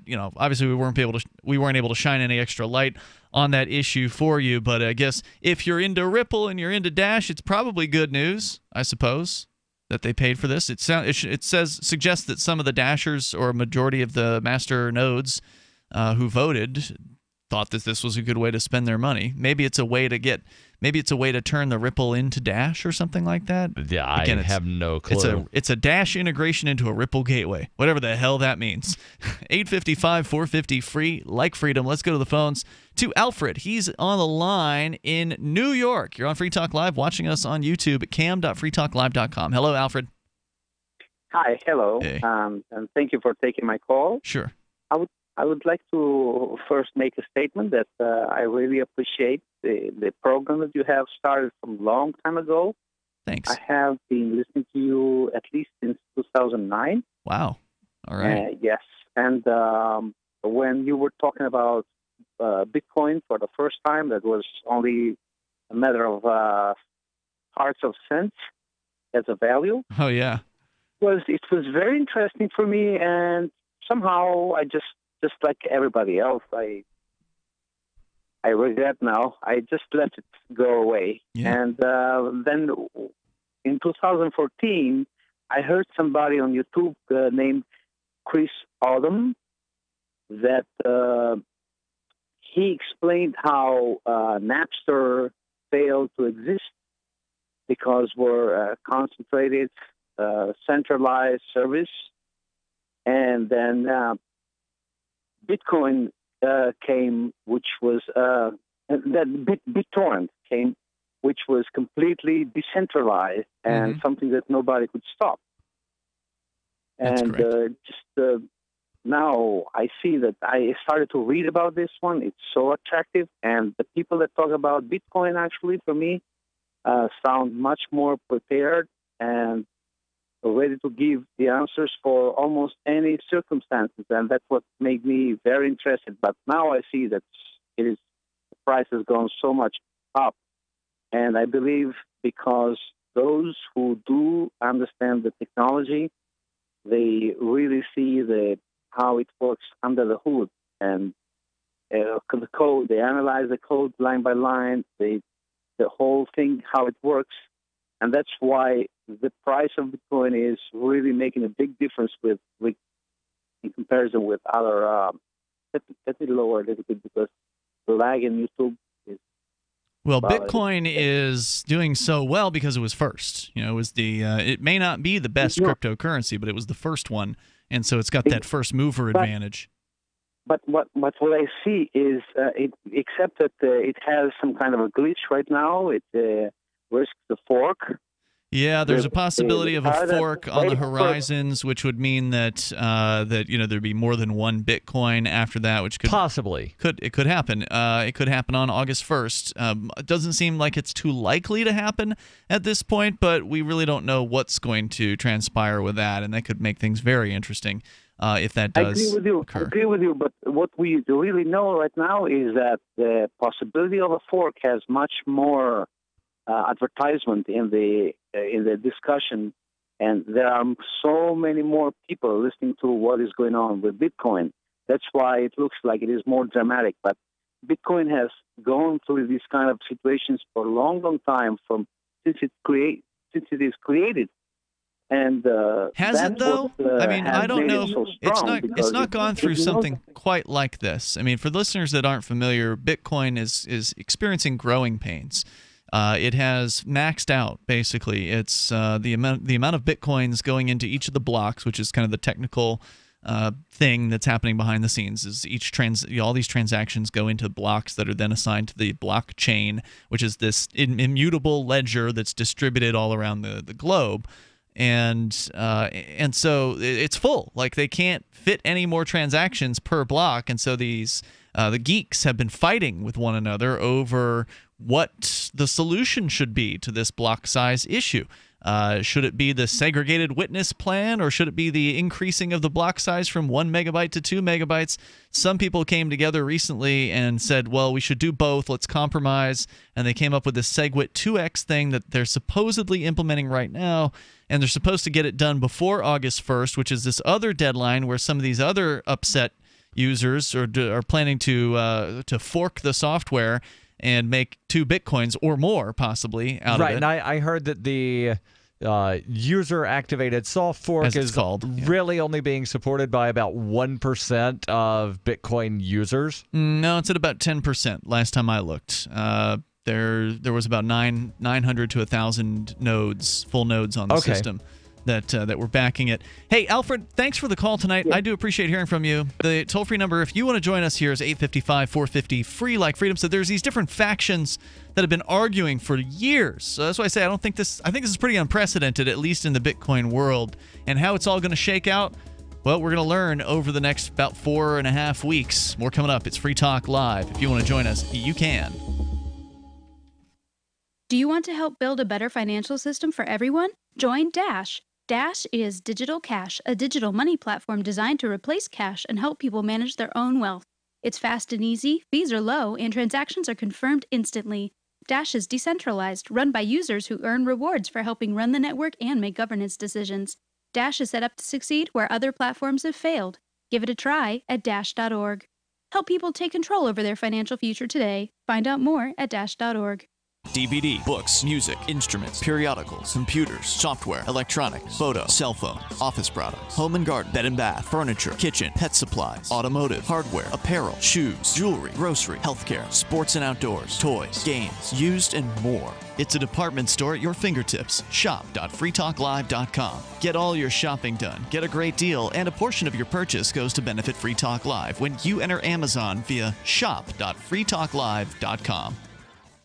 If you're 85 or younger, would you like peace of mind and comfort for your family? We're Final Expense Direct with an urgent message for you. The average funeral today costs over $8,000, but the most you'll get from government benefits is $255. How will your family pay the difference? We can help. Our senior plans start as low as just $1 a day and pay up to $30,000 for a funeral and other final expenses. Peace of mind is easy. There's no medical exam. You'll have lifetime coverage, and your plan can't be canceled as long as you pay your premiums. Call now for free information about our senior plans. Answer a few simple questions and receive approval right on the phone. Plus, call right now and we'll give you a discount prescription card for free. Call 800-557-0158. That's 800-557-0158. Again, 800-557-0158.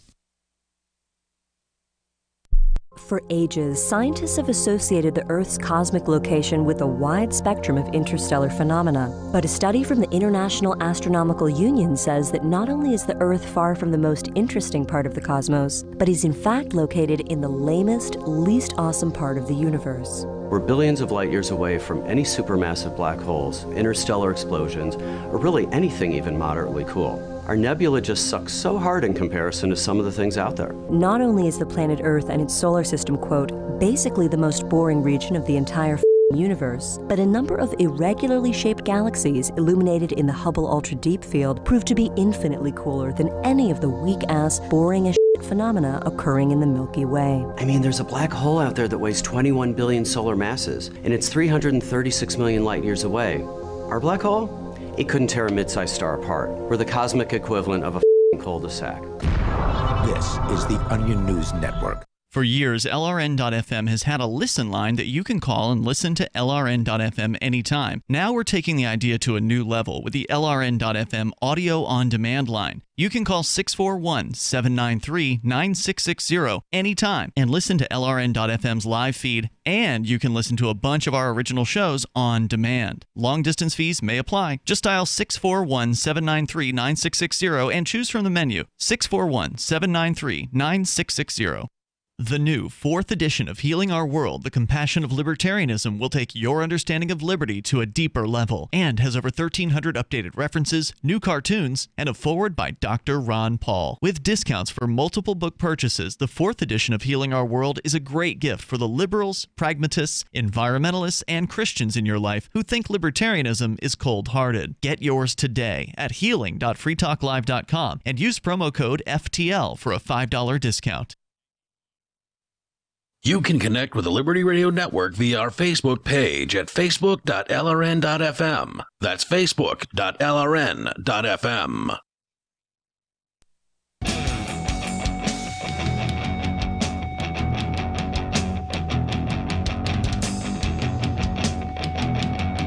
It is Free Talk Live. Moments remain here. There's enough time for you if you get on the phone with us right now. Our number is 855-450, free like freedom. That's 855-450-3733. We've gone from Comicon to video games to old media and now talking about cryptocurrencies. It's been kind of a techie, geeky show here tonight, and you know what? That's okay. I'm glad you're using the proper terms, geek. Oh yeah. Can you bring up this geek Venn diagram? There is a great geek, nerd, dork Venn diagram, and it really lays it all out. Nerd is a combination of dweeb, geeks, and dorks. It's the worst of all worlds. If you're all three of those, you're a nerd. But of course, a geek is someone who is intelligent and also obsessive, while as a dork is someone who is obsessive and has social ineptitudes. A dweeb is someone who's intelligent and has social ineptitudes. And a nerd is, of course, a combination of the three. I think it's so funny. And probably applies to me. But anyway, probably applies to all three of us. I plead the 4th, 5th, 7th, and 12th. A lot of libertarians, and we all suffer some form of autism. So I'm going to put this up because thank you for bringing that up, Conan, since we're talking about a Venn diagram. And you did a good job of explaining it, but it is a graphic. So I'm going to take that. I'll put it on our Facebook and Twitter, and you can take a look at the nerd Venn diagram as we go to your calls and thoughts. By the way, if you do want to get behind Free Talk Live and what we're doing here, then please, you can become an amplifier for $5 a month with Bitcoin or credit card or PayPal. Just go to amp.freetalklive.com and you'll get access to some cool perks like access to the AMP-only call-in lines, the AMP-only podcast, the AMP-only Facebook group, and more. So head on over to amp.freetalklive.com. It's money that we invest into the show to get on more radio stations, to bring new internet listeners on board, and expose new people to the ideas of freedom. Once again, amp.freetalklive.com. To the phones. Do your calls and thoughts. Ralph in New Jersey. There he is. Ralph in New Jersey. You're on Free Talk Live. I'd like to talk about the carjacking case. What case? Carjacking case that happened in the year 2013 in upscale mall, the Short Hills Mall. And somebody got carjacked at the mall? Right. And where was this? Is this in New Jersey? In New Jersey. Okay. The Short Hills Mall. Now, they went to holiday shopping, this couple, okay? They have connection here in southern Jersey because they in the news media, they are described as living in Hoboken, but actually they have family here in southern New Jersey. And the husband was murdered. The what? The hospital? I can't make out what you're saying. The husband.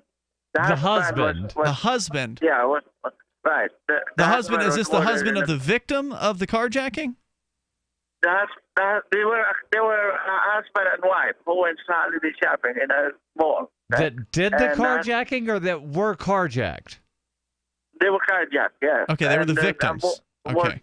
A murder take place. Now, we have a sentencing of the getaway driver, one of the animal, I should say, who committed this heinous crime, was given, a lifetime term. Now, lifetime for a carjacking? Did he murder the people? They are murdered, yes. The getaway driver. The animal also claimed in court that I didn't do nothing. This is the didn't do nothing crowd. Okay, why was there prosecution against me?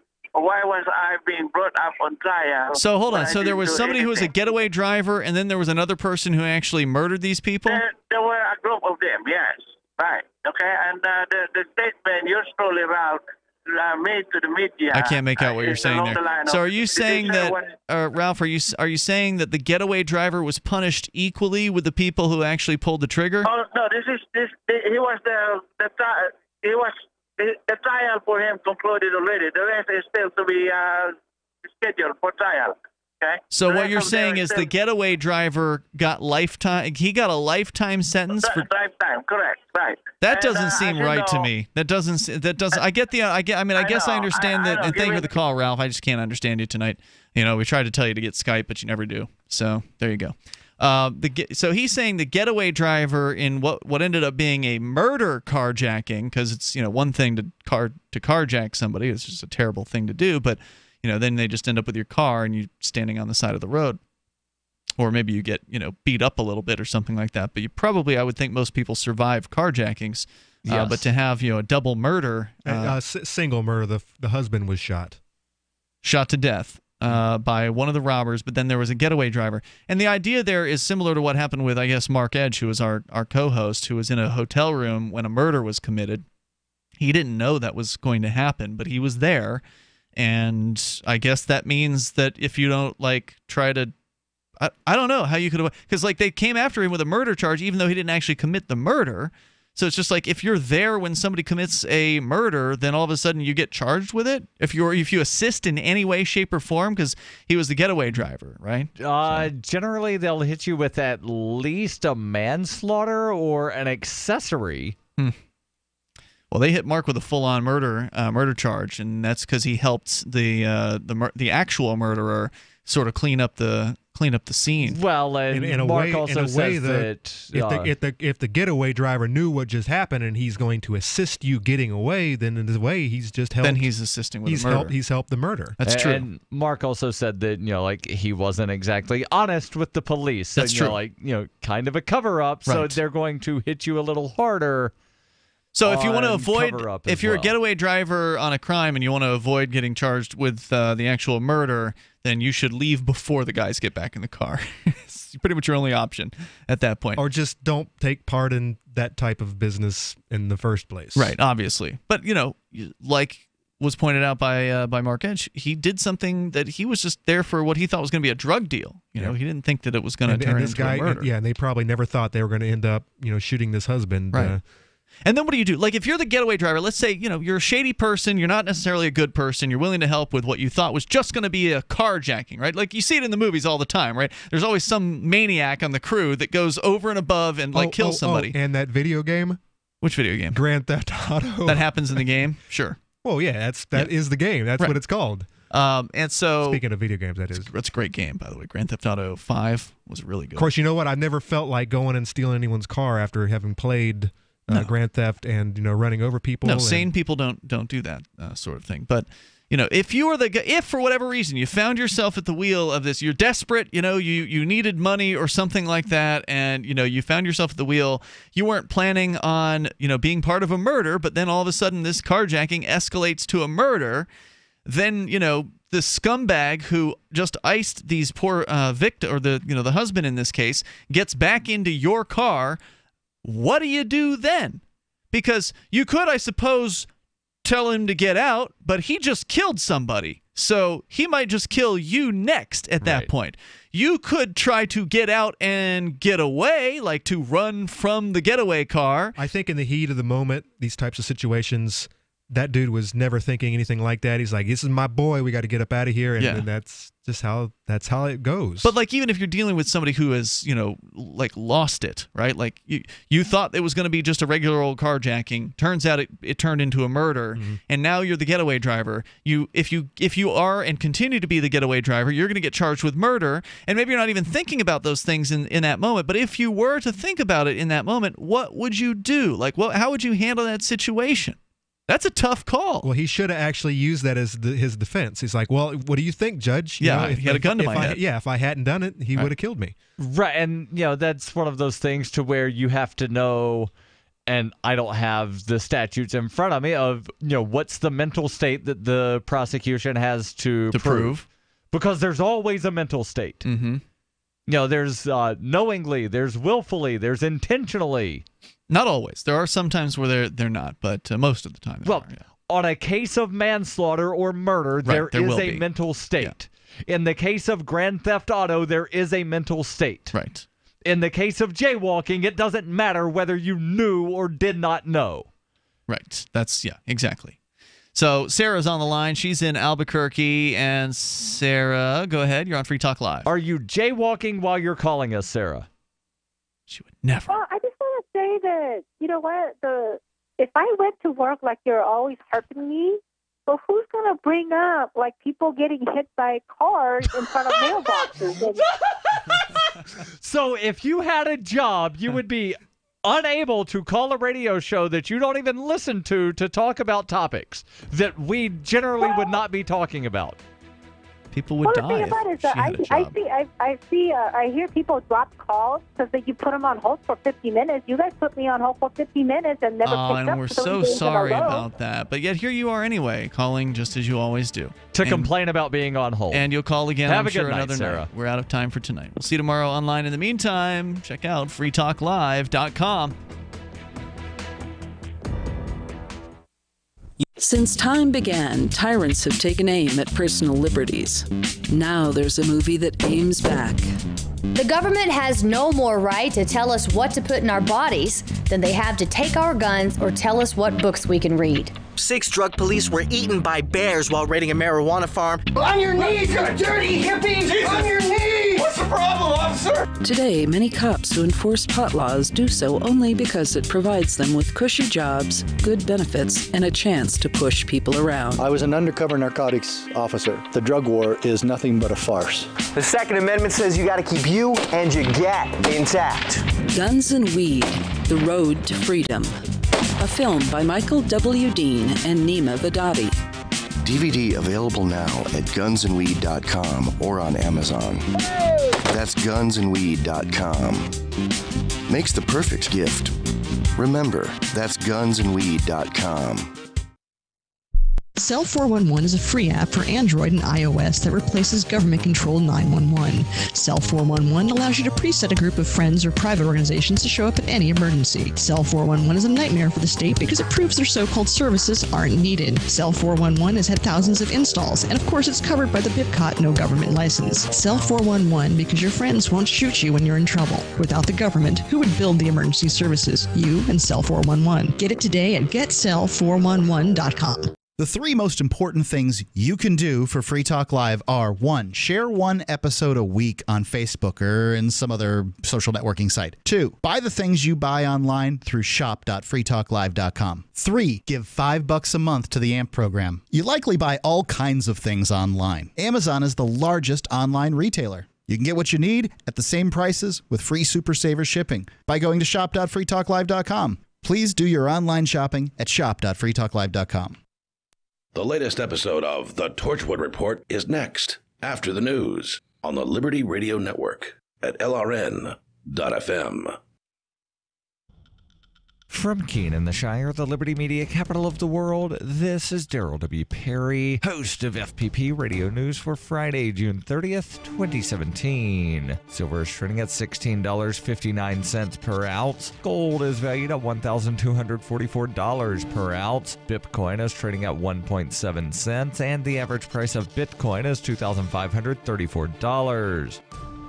Antiwar.com reports NATO chief Jens Stoltenberg confirmed on Thursday that the alliance has agreed at a ministerial-level meeting on a plan to escalate military involvement in Afghanistan. The exact details of this are yet to be worked out, and it's not clear which countries will actually commit troops to the buildup. That could involve a substantial amount of wrangling with the U.S., as America's own planned escalation has yet to be announced, and Defense Secretary James Mattis is heavily pushing NATO on the merits of continuing the already 16-year-old war into the future. The basic outline agreed to would see up to 10,000 troops between U.S. and NATO nations sent to Afghanistan and puts the assumed U.S. figure somewhere between 3,000 and 5,000. President Trump has delegated the decision on troop levels to Mattis, but has yet to announce a decision. British officials were the only ones really publicly supporting the escalation at the NATO meeting, though they did not make it clear how many troops they plan to contribute. It may be difficult to find enough member nations this deep into the unpopular war willing to throw more troops at the situation. When you hear the word lobbyist, you probably think about greedy corporations, but not all lobbyists are the same. Some are fighting for the freedoms you hold dear. Liberty Lobby LLC is doing just that in New Hampshire, working hard to represent you, not some special interest group. You can help by going to libertylobby.info, where your contribution will give us the tools we need to ensure that your voice is heard. Visit libertylobby.info today to find out more.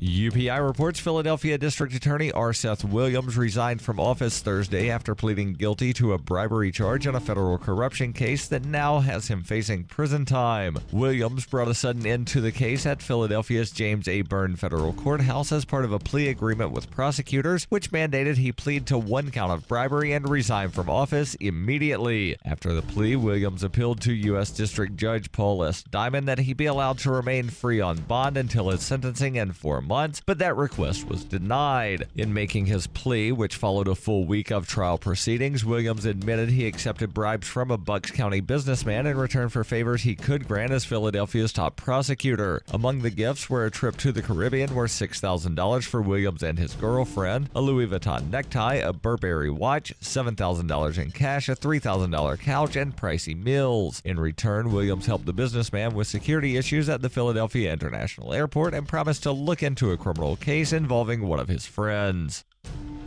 For nearly 40 years, Roberts & Roberts Brokerage has been a trusted source for buying and selling precious metals like gold and silver. They also take Bitcoin for precious metal purchases and have permanently removed the minimum purchase amount for all orders paid in the digital currency. Call Roberts & Roberts today for knowledgeable advice on buying and selling precious metals and a forward-thinking approach to new technologies. 800-874-9760 or visit online at rrbi.co.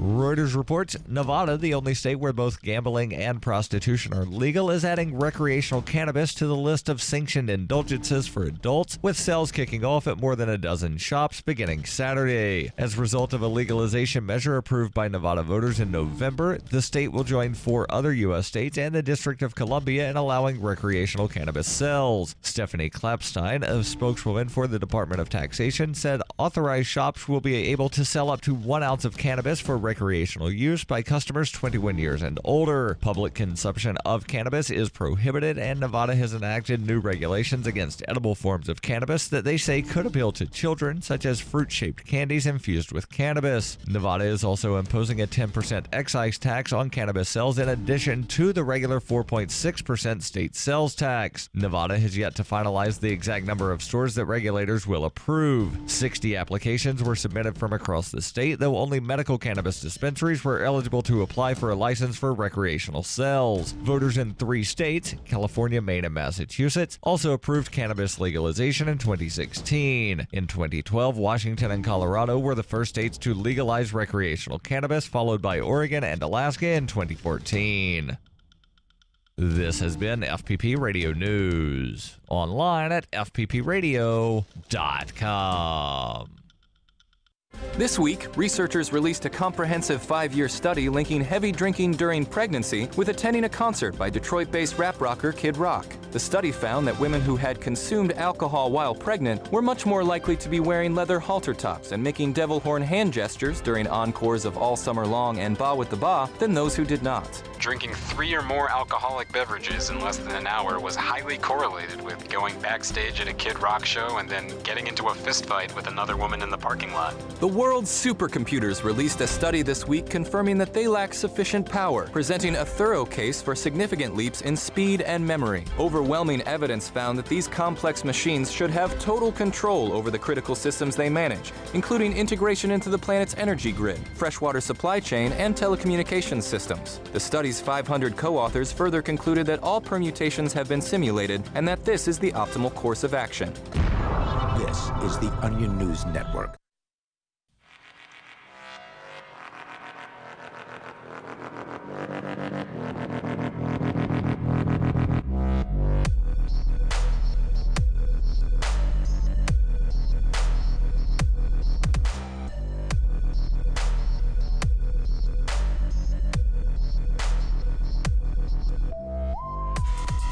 And welcome to the Torchwood Report.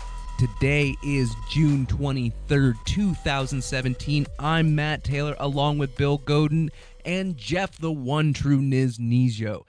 We've got a hell of a show for you guys tonight, but before we jump into any of that, I'm going to kick it over to Niz with our weekly announcements. This broadcast is covered by the BIPCOT No Government License. That means that you are free to use or rebroadcast portions or segments of this show, so long as you are not an agent or advocate for government. If you fail to heed this warning, you will be socially shamed. For more information, please go to bipcot.org. That's BIPCOT.org. Yeah. All right, so how are you guys doing this week? We should add Tarred and Feathered to that. Yeah, that's a good addition. TarredandFeathered.com. Tarred and Feathered. Right. Old school. Absolutely. So you will be turned into a pillar of salt. Let's take it a step. We'll go biblical. Old biblical school. There you go. right. That's what I like to hear. I mean, maybe we can just get like a wheel and it spins. There's like death by 1,000 knives cuts. at it. Yeah. I don't know how this turned into death, but it went from shaming to you will die. Right. But anyways, how you guys been this week? Oh, pretty good, man. I got my sweet tea and my old smoky moonshine quart bottle here, so I'm doing pretty good tonight. You sound set for the next 2 hours. Texans. Right. Taxes. Sounds so happy with so little. No kidding. Right, but listen, man. I have first of all, this is what you need to know. I have the old smoky quart jar because I had some moonshine, but I drank all the moonshine, and now that quart jar is filled with sweet tea. So I mean, what else could you really need in life? I mean, trust me, It doesn't sound much like. most of the cups in my house, that's how they came to be. Were The red Solo cups? No, they ain't red Solo cups. They're old. They're the moonshine mason jars. Gotcha. Yeah, Right. absolutely. I know Except that. mine says Old Smoky on it, which mine's clear. I'm an advocate. If you ever go to Tennessee, definitely stop at some of the distilleries there. Old Smoky, good stuff, man. Good stuff. They do not give us any advertising. No, I did that for free. He just likes them. Yep, he just I likes did that them for free. Kind of like Duracell batteries. No, I'm kidding. I'm just kidding. No, I actually despise Duracell. Sorry. Anyways, so let's talk about some real stuff. Energizer. What? Dude, if you're using Energizer, you hate yourself, dude. Renewable. I don't even care if it's this type that Shaq was trying to sell me. Just renewable. Like, just let yourself be able to Rechargeable recharge. batteries. Yeah. So anyways, before we just start giving out baking advice, let's jump into some topics this week. So, who Right. wants to go first? So it turns out Democrats are crazy, violent villains. Shocking to Did you everyone. just see that? Right? I know, right? I know. Totally shocking that the leftists are absolutely insane, violent, murderous maniacs. But they want to. Didn't we talk about that last week? For the kids. we did, yeah. Actually, this may just be a continuation from last week. Actually, no, it's really not because It's an this is kind of extension. ongoing. It's an extension, yeah. It Yeah, is. It's this is ongoing. just I mean, this more. conversation really started on the Torchwood Report with Kathy Griffin and her beheaded Trump picture, and it man. just keeps renewing itself. Career and- suicide. I know, right? But she's not the only one, man. Look, 2015, Mickey Rourke came out, and what did he say? He called Trump a big mouth bully, big mouth bitch bully, saying that he loved 30 seconds in the room with that little bitch. And he wanted to give. In his remark, he said, and this is going back to 2015. Rourke had expressed a desire to give Trump a Louisville Slugger. He wanted to go all Negan on him. Now let's be real though. I mean, besides a role in The Wrestler and Sin City, ever since he chopped his face all up, I think that's when he ruined his career. So Right. D-list. I'm gonna call him. Wasn't he? Wait a minute. B-list. Wasn't he in one of the Iron Man movies? Yeah. Oh yeah, he was. Iron Man 2. Which was Right. horrible. But it was. Iron Man 2 was horrible. It was horrendous. Iron Man's, regardless, are awesome. No, I'm sorry. Iron Man 1 was We've had really this good. conversation before. I'm more Yeah. of a DC kind of guy. They might be catching up, but Right. they've been slacking. I'm but pining. but for that's a when he Flash ruined movie. We his need the career. Flash. Yeah, but they need to figure out who the hell they want to play the Flash. It's Just use got to a be the dude, man. Yeah, It's the gotta dude, but right, they're it's gotta they're be not. the real Barry Allen. It has Yeah, to but they're be. not. But they're not using the young dude from the CW. They're just going to No, use that's, some rando. That's crap. That's crap. Yeah, it's got to yeah. be. He's the Yeah, real well- Barry Allen. Yeah, but so is what's his face who plays Oliver Queen, but we ain't getting him either. So we just got to that's deal true. with it. So, anyways, let's gotta- move on to the next leftist. before we just start giving more plugs for things that don't pay us. So we can continue here with the crazy violent villains. Larry Wilmore, February 2016. Previous host of Comedy Central's now canceled The Nightly Show, joked about Trump and Antonin Scalia and said, "I don't want to give him any more oxygen." That's not a euphemism, by the way. I mean it literally. Somebody get me the pillow that they used to kill Antonin Scalia, and I'll do it. That's George just Lopez. brutal. During the Republican primaries, March 2016, he said he tweeted a cartoon image of former Mexican President Vicente Fox holding a decapitated head of Trump aloft with the caption, "Make America Great Again." Pause. I want to go back real quick. Larry Wilmore, I've got to turn around and say that although, yeah, he did say something that people can get all up in arms about, he's a comedian. Comedians, that's what they're supposed to do. They're supposed to say edgy stuff to get a laugh. Like that's something that's his job. That one I give a yo. You're talking about murdering someone with a murder weapon that murdered someone else. Come on, man. Yeah, that's a little bit. Are you kidding me?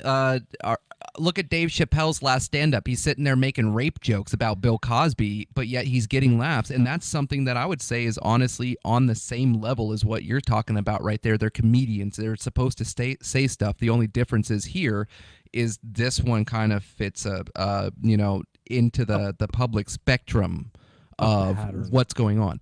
A pattern with the left, you can say. No, it's a pattern with comedians. So I'm gonna put him out. Just like George Lopez here. George Lopez, on the other hand, I think that he's more a victim of just not knowing how to social media. No, he's not. I wouldn't even call George Lopez a comedian because he shared a bad meme. No, that's just a dude who shared a bad meme. He's like, oh, this is funny. He shared it, and everybody else is like, oh, that was bad.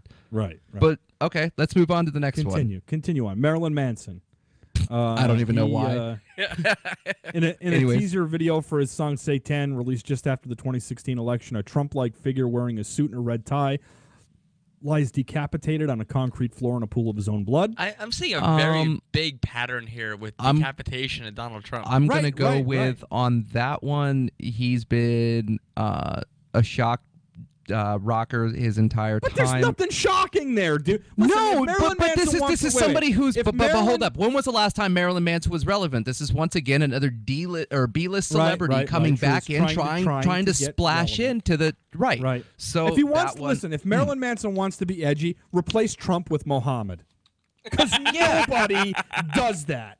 Nobody does that. You want to be edgy? Go there. Right, but there's still plenty of people who are going to get real pissed off that he did that, and it's not going to have the same effect as this would, because if you do that, I don't know, you don't paint that profile. He's not in this list. He's not another set of people talking about him. But here, he's fitting this profile into these lists that, and into these patterns, and now there are people talking about it.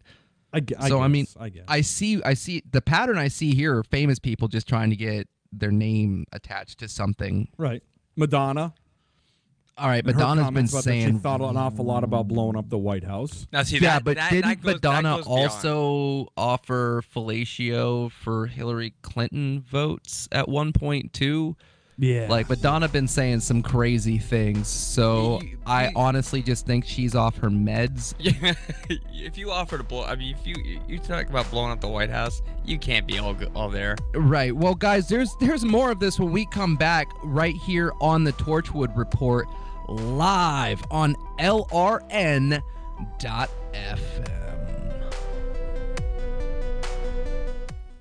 Ross Ulbricht was convicted in early 2015 of running the infamous Silk Road Underground Market. The Silk Road was a gift to humanity and helped reduce the harms brought on by drug prohibition. For this good deed, Ross has been sentenced to life in prison with no possibility of parole. Now, an appeal is Ross's only chance, and he needs your support. Please visit freeross.org, where you can contribute via various methods, including Bitcoin. Visit freeross.org. That's freeross.org. On Free Talk Live, we're bringing people to the ideas of liberty every day. From wrestling superstars like Glenn Jacobs. You guys really are having an impact, I believe. Like I said, a lot of where I am now is due to listening to Free Talk Live. You changed my mind on some very important issues years ago. To random people tuning in on the radio. I was kind of stuck in the left-right paradigm. I heard your show by chance on a Saturday night. From there, I went on, joined the Free State Project, and become an amplifier. So, I mean, that's really the reason why I amp is because I know that if it wasn't for you guys being on as many stations as you are, I never would have found the ideas of liberty. Your amp will directly change more lives by getting Free Talk Live in front of people looking for talk radio online and on the air. When you amp Free Talk Live, you get perks like access to the AMP-only Facebook group and AMP podcast. Visit amp.freetalklive.com. Here's a chance to do a little activism while you're cruising Facebook, Twitter, or Google+. Between the LOL cats, the recipes, the hot girls, and the inspirational sunrise memes, Free Talk Live's posts pass by your newsfeed. Like them, comment. It gives us more exposure. If you don't see our posts, click like at facebook.freetalklive.com and then hover over it to click Get Notifications. It's an easy way to spread spread the ideas of liberty a bit further. I know you're busy, but you can spare that 1/10 of a calorie it takes to click on something. Facebook.freetalklive.com. Money, power, and respect are all yours at CreditSuccessSecretsRevealed.com. Be seen as an industry leader. You can do it. The last application you filled out when it was time to hit submit did your nerves spike. You didn't get the approval you seek, but there's a better way. We teach you exactly what to place into the right systems the right way the first time so you get approved. Get up to $100,000 in instant business credit. Many people will get cash on the spot.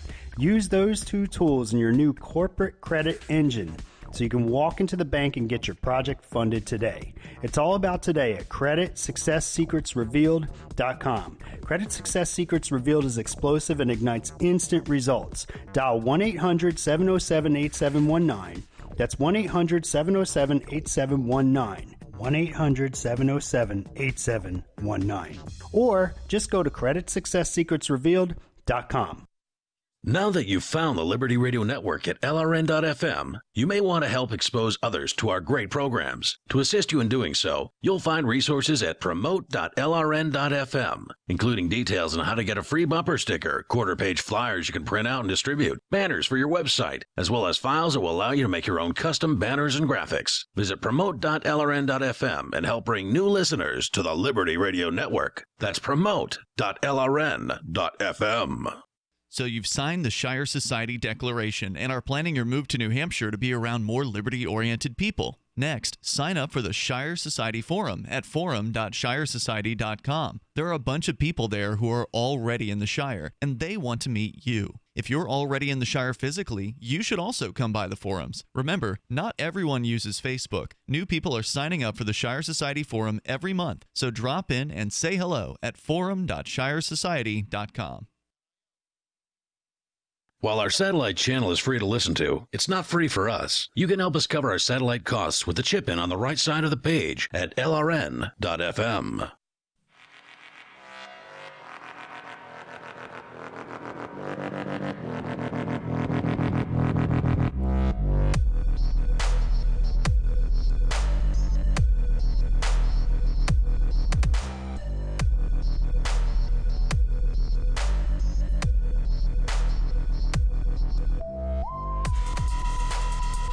Welcome back. You're listening to the Torchwood Report live on LRN.FM. I am the one true Niz here this evening with Mr. Bill Godin and Mr. Matthew Taylor. Before the break, we were going over the list of crazy, violent Democrat maniacs. How can I say the Hollywood Taliban that seems to have this big infatuation with lopping off heads and whatnot. I think it's a little much, but okay. What's next on? Who's the next offender on your Taliban list? Listen, man. Like every single one of them has this infatuation with a decapitated Trump. I mean, you can't help but make the connection between the Hollywood ISIS. You know what I mean? It's ISIS. Freaking crazy. All right. So next on the list we have New York City Public Theater's Julius Caesar. The nonprofit theater staged a modern adaptation of Shakespeare's Julius Caesar. That made conservative viewers kind of upset. In the production, a Trump-like figure playing the title role is stabbed to death by a band of angry senators, a la Julius Caesar. The public theater subsequently lost sponsorships from Delta Airlines and Bank of America. So once again, so a liberal arts frickin' theater in NoHo, No, I'm sorry. Yeah, but, I mean that's. But wait a minute, man. That's full of crying leftists. Of course they're going to do this. This is okay. This is okay because Trump is a white dude. I mean, imagine if this was like Obama. Imagine if this was like a black dude. Imagine, dude. Go ahead. This is art. This is art. This is one. I mean, you're telling me that. Nah, dude. I mean, when Shakespeare did it with Caesar, which is what they were doing originally. Nobody batted an eye because because it actually happened. It happened, yeah. I mean, this is Caesar really did get stabbed. Right. Okay. So you're telling me that if we had a movie where we dramatized that, people wouldn't would flip out this bad, because I mean the last time I saw them anybody dramatizing an assassination attempt, I remember it was a big old joke when Seth Rogen and the vampires. No, I'm gonna more talk about the whole what was that movie with Seth Rogen and James Franco where they were to go over to North Korea. Yeah. But that was funny. Nobody batted an eye about that except for North Korea. Only North Korea batted an eye. There was a lot of flack when that first came out. From North Korea, and that was it. I don't listen to North Korean news. North Korea just screamed a lot and said they were going to do things, and so it didn't release in theaters. It released directly online. Okay, that's cool. It's just because the studios got a little nervous because they could show it in places where North Korea could actually hit with weaponry, so they decided not to. But it was still art, and that's what this comes down to. This is art. I mean, So it's questionable, but it's art. We move to the next one. Moby. Did you just say Moby? Okay. What'd Moby do? He released a music video. Really? 80s cartoon fashion. A giant transformer like Trump morphs into a swastika / $sign and wreaks havoc on a city before meeting a fiery, explosive demise. First of all, I thought Moby was dead. I'm not gonna lie, because I did look up to make sure that he wasn't the principal or the dean rather on Community. Found out he wasn't, but I thought he really was. I thought that was the last thing he had done relevant. So prior to this, the last time Moby was relevant was when he was referenced by Eminem. Yep. That's it. So once again, somebody trying to ride this wave. So you've got Moby, a liberal arts theater. What freaking Madonna? Okay, Marilyn Manson. You really don't got much on this here. I mean, Robert I kind De Niro. Okay, well, he's kind of famous, right? De Niro. What De Niro do on The View, February 2017, that he'd like to punch Trump in the face. He then walked his comments back by saying that it wasn't like he's going to go find him and really punch him in the face, because although he plays a hard-ass gangster in all his movies, he's really a wet noodle. A leftist wet noodle. I mean, once again, you've got. I mean, don't get me wrong. What he said, but you've also got. Here's what I'll say. Look about at the situation, man. Look at the situation where he was. At least it wasn't a severed head. True, true. But also look where he was, man. Okay, so the conversation of Donald Trump comes up on The View. So think about the people he's sitting in a room with. Yeah, he's definitely going to say something stupid like everybody else says something stupid when they're sitting at The View. Right, way to pander, Bobby, you wet noodle. So Snoop Dogg, his music video for Lavender. Yep. At the end, he points a gun at the Trump figure and shoots, but instead of a bullet, a red flag reads bang. Don't see a problem with it. You have Kathy Griffin. Okay, that one was a little...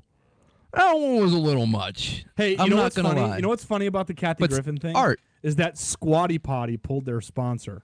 She had ads that she had done for Squatty Potty, and Squatty Potty was like, That's right. You no longer can represent the Squatty Potty. How that's pretty low. How down. far do you fall when you can't even when you can't even be the face of Squatty Potty? Like, did they call her directly, or do you think they called like her agent and they were just like, "Dude, kick us while we're down." Right. We're pulling our $6.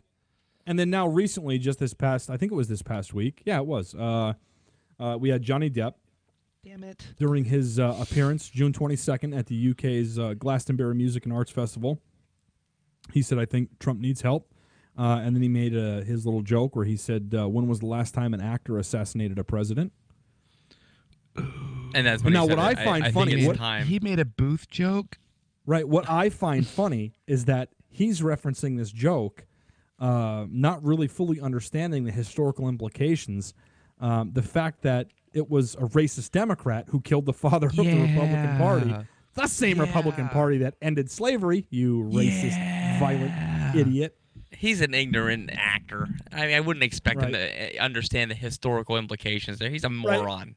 He actually came out today in a statement that he made to people and said that his joke didn't come out as intended and that he didn't intend any malice. What, he was went only in trying German? to amuse, not harm anyone. I mean, I'm going to be honest there. Like, I legitimately winced when I heard, like, the second I realized what this was here. I mean, granted, he'll come back from this, obviously, but damn, he With Pirates 12. Right, because right. I mean, nobody in Hollywood ISIS. Nobody in Hollywood ISIS gets held accountable for any of their nonsense. I mean, even Kathy Griffin, who was crying on TV about how Trump is trying to destroy her life, is going to come back from this. No one's actually going to be held accountable. No. But you know what? I think she just got Andy Dicked. I'm not gonna lie. Like, she's gone, dude. I don't see Kathy Griffin. She's going the way of Moby. Yeah, For real. dude. Until we hear about her doing something crazy way down the line.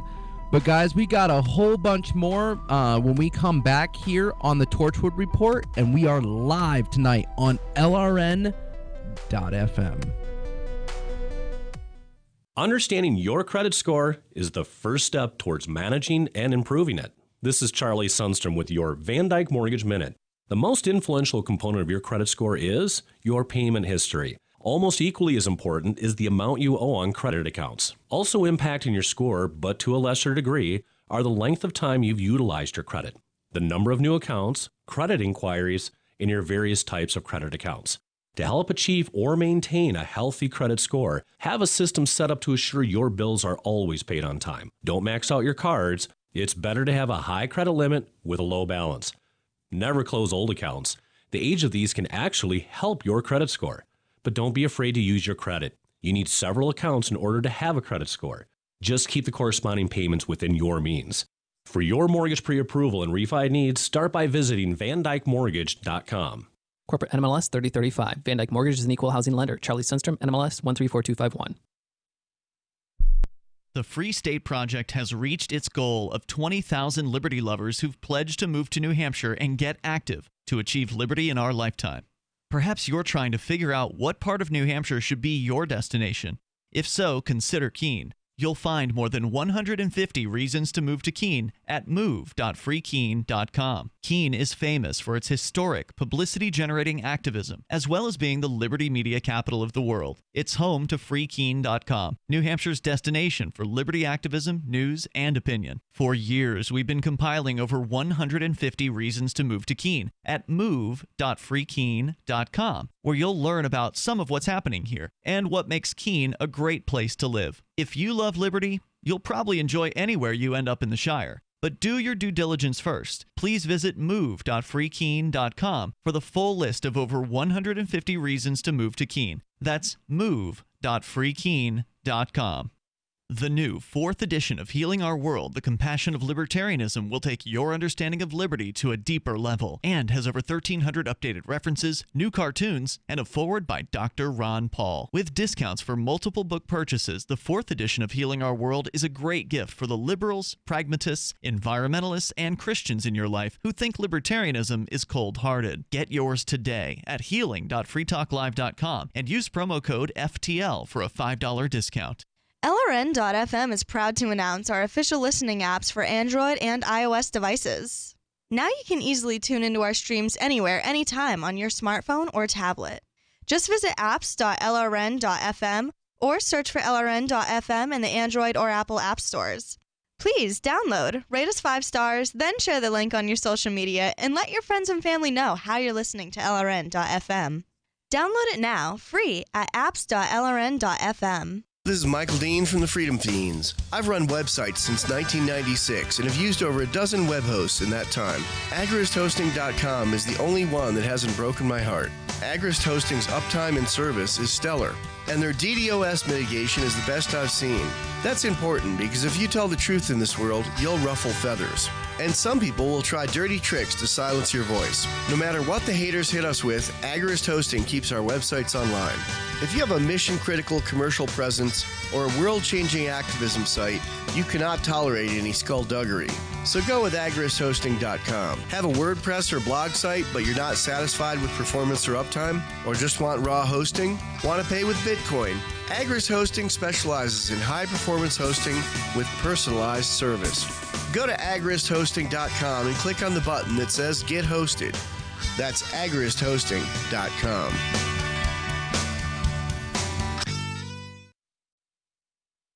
Help get LRN.FM into more ears. Visit promote.lrn.fm for a free bumper sticker, flyers, banners, graphics, and more. Promote.lrn.fm.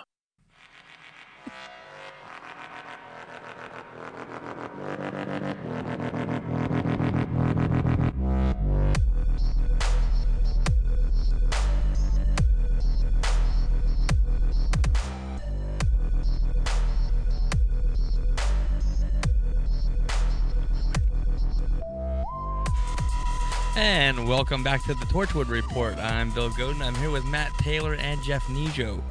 And we're talking about these leftist little crybabies. You know, they all want to kill Trump and such. And Phil Montag, Nebraska Democratic Party official, decided to run his mouth a little more. And he got caught and lost his job because of it. Oh, what did he do? He got caught on an audio recording saying he's glad House Majority Whip Steve Scalise was shot last week during a Republican's congressional baseball practice in Alexandria, Virginia. Man, how many people go get caught on tape? Like, I know. He got hot mic'd. Right? Like, come on. You almost wonder if Comey planted that mic. Man, for now, like if I was a politician or anything, I'd be like, you put my office in a Faraday cage right now. He's recorded saying his whole job is to get people, convince Republicans to blank kick people off health care. Phil Montag, who was a technology chairman for the party, can be heard saying, I'm glad he got shot. I mean, there's no walking that back either. No, that's you really pretty can't. much. You can't really back supporting a vigilante shooter. Well, and then right after, I wish he was blank dead. Like what? I mean, what kind of horrible human being do you have to be to say that? I mean, a registered Democrat. I mean, there seems to be this pattern. There is a pattern. I mean, let's be real though. I mean, violent, some of the things, vile monsters.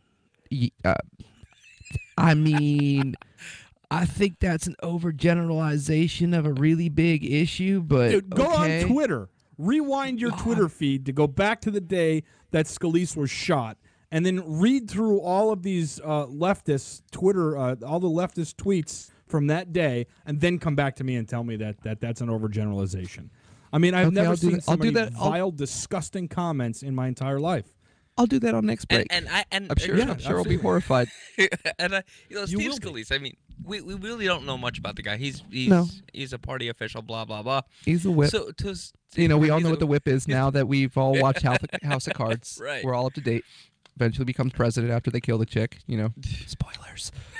Anyways, but to say that about somebody at a baseball practice, regardless of your actual thoughts or feelings toward his beliefs. So, I mean, really? Do you think it would have been better if he was like, I probably would have cared if he would have signed Act 34?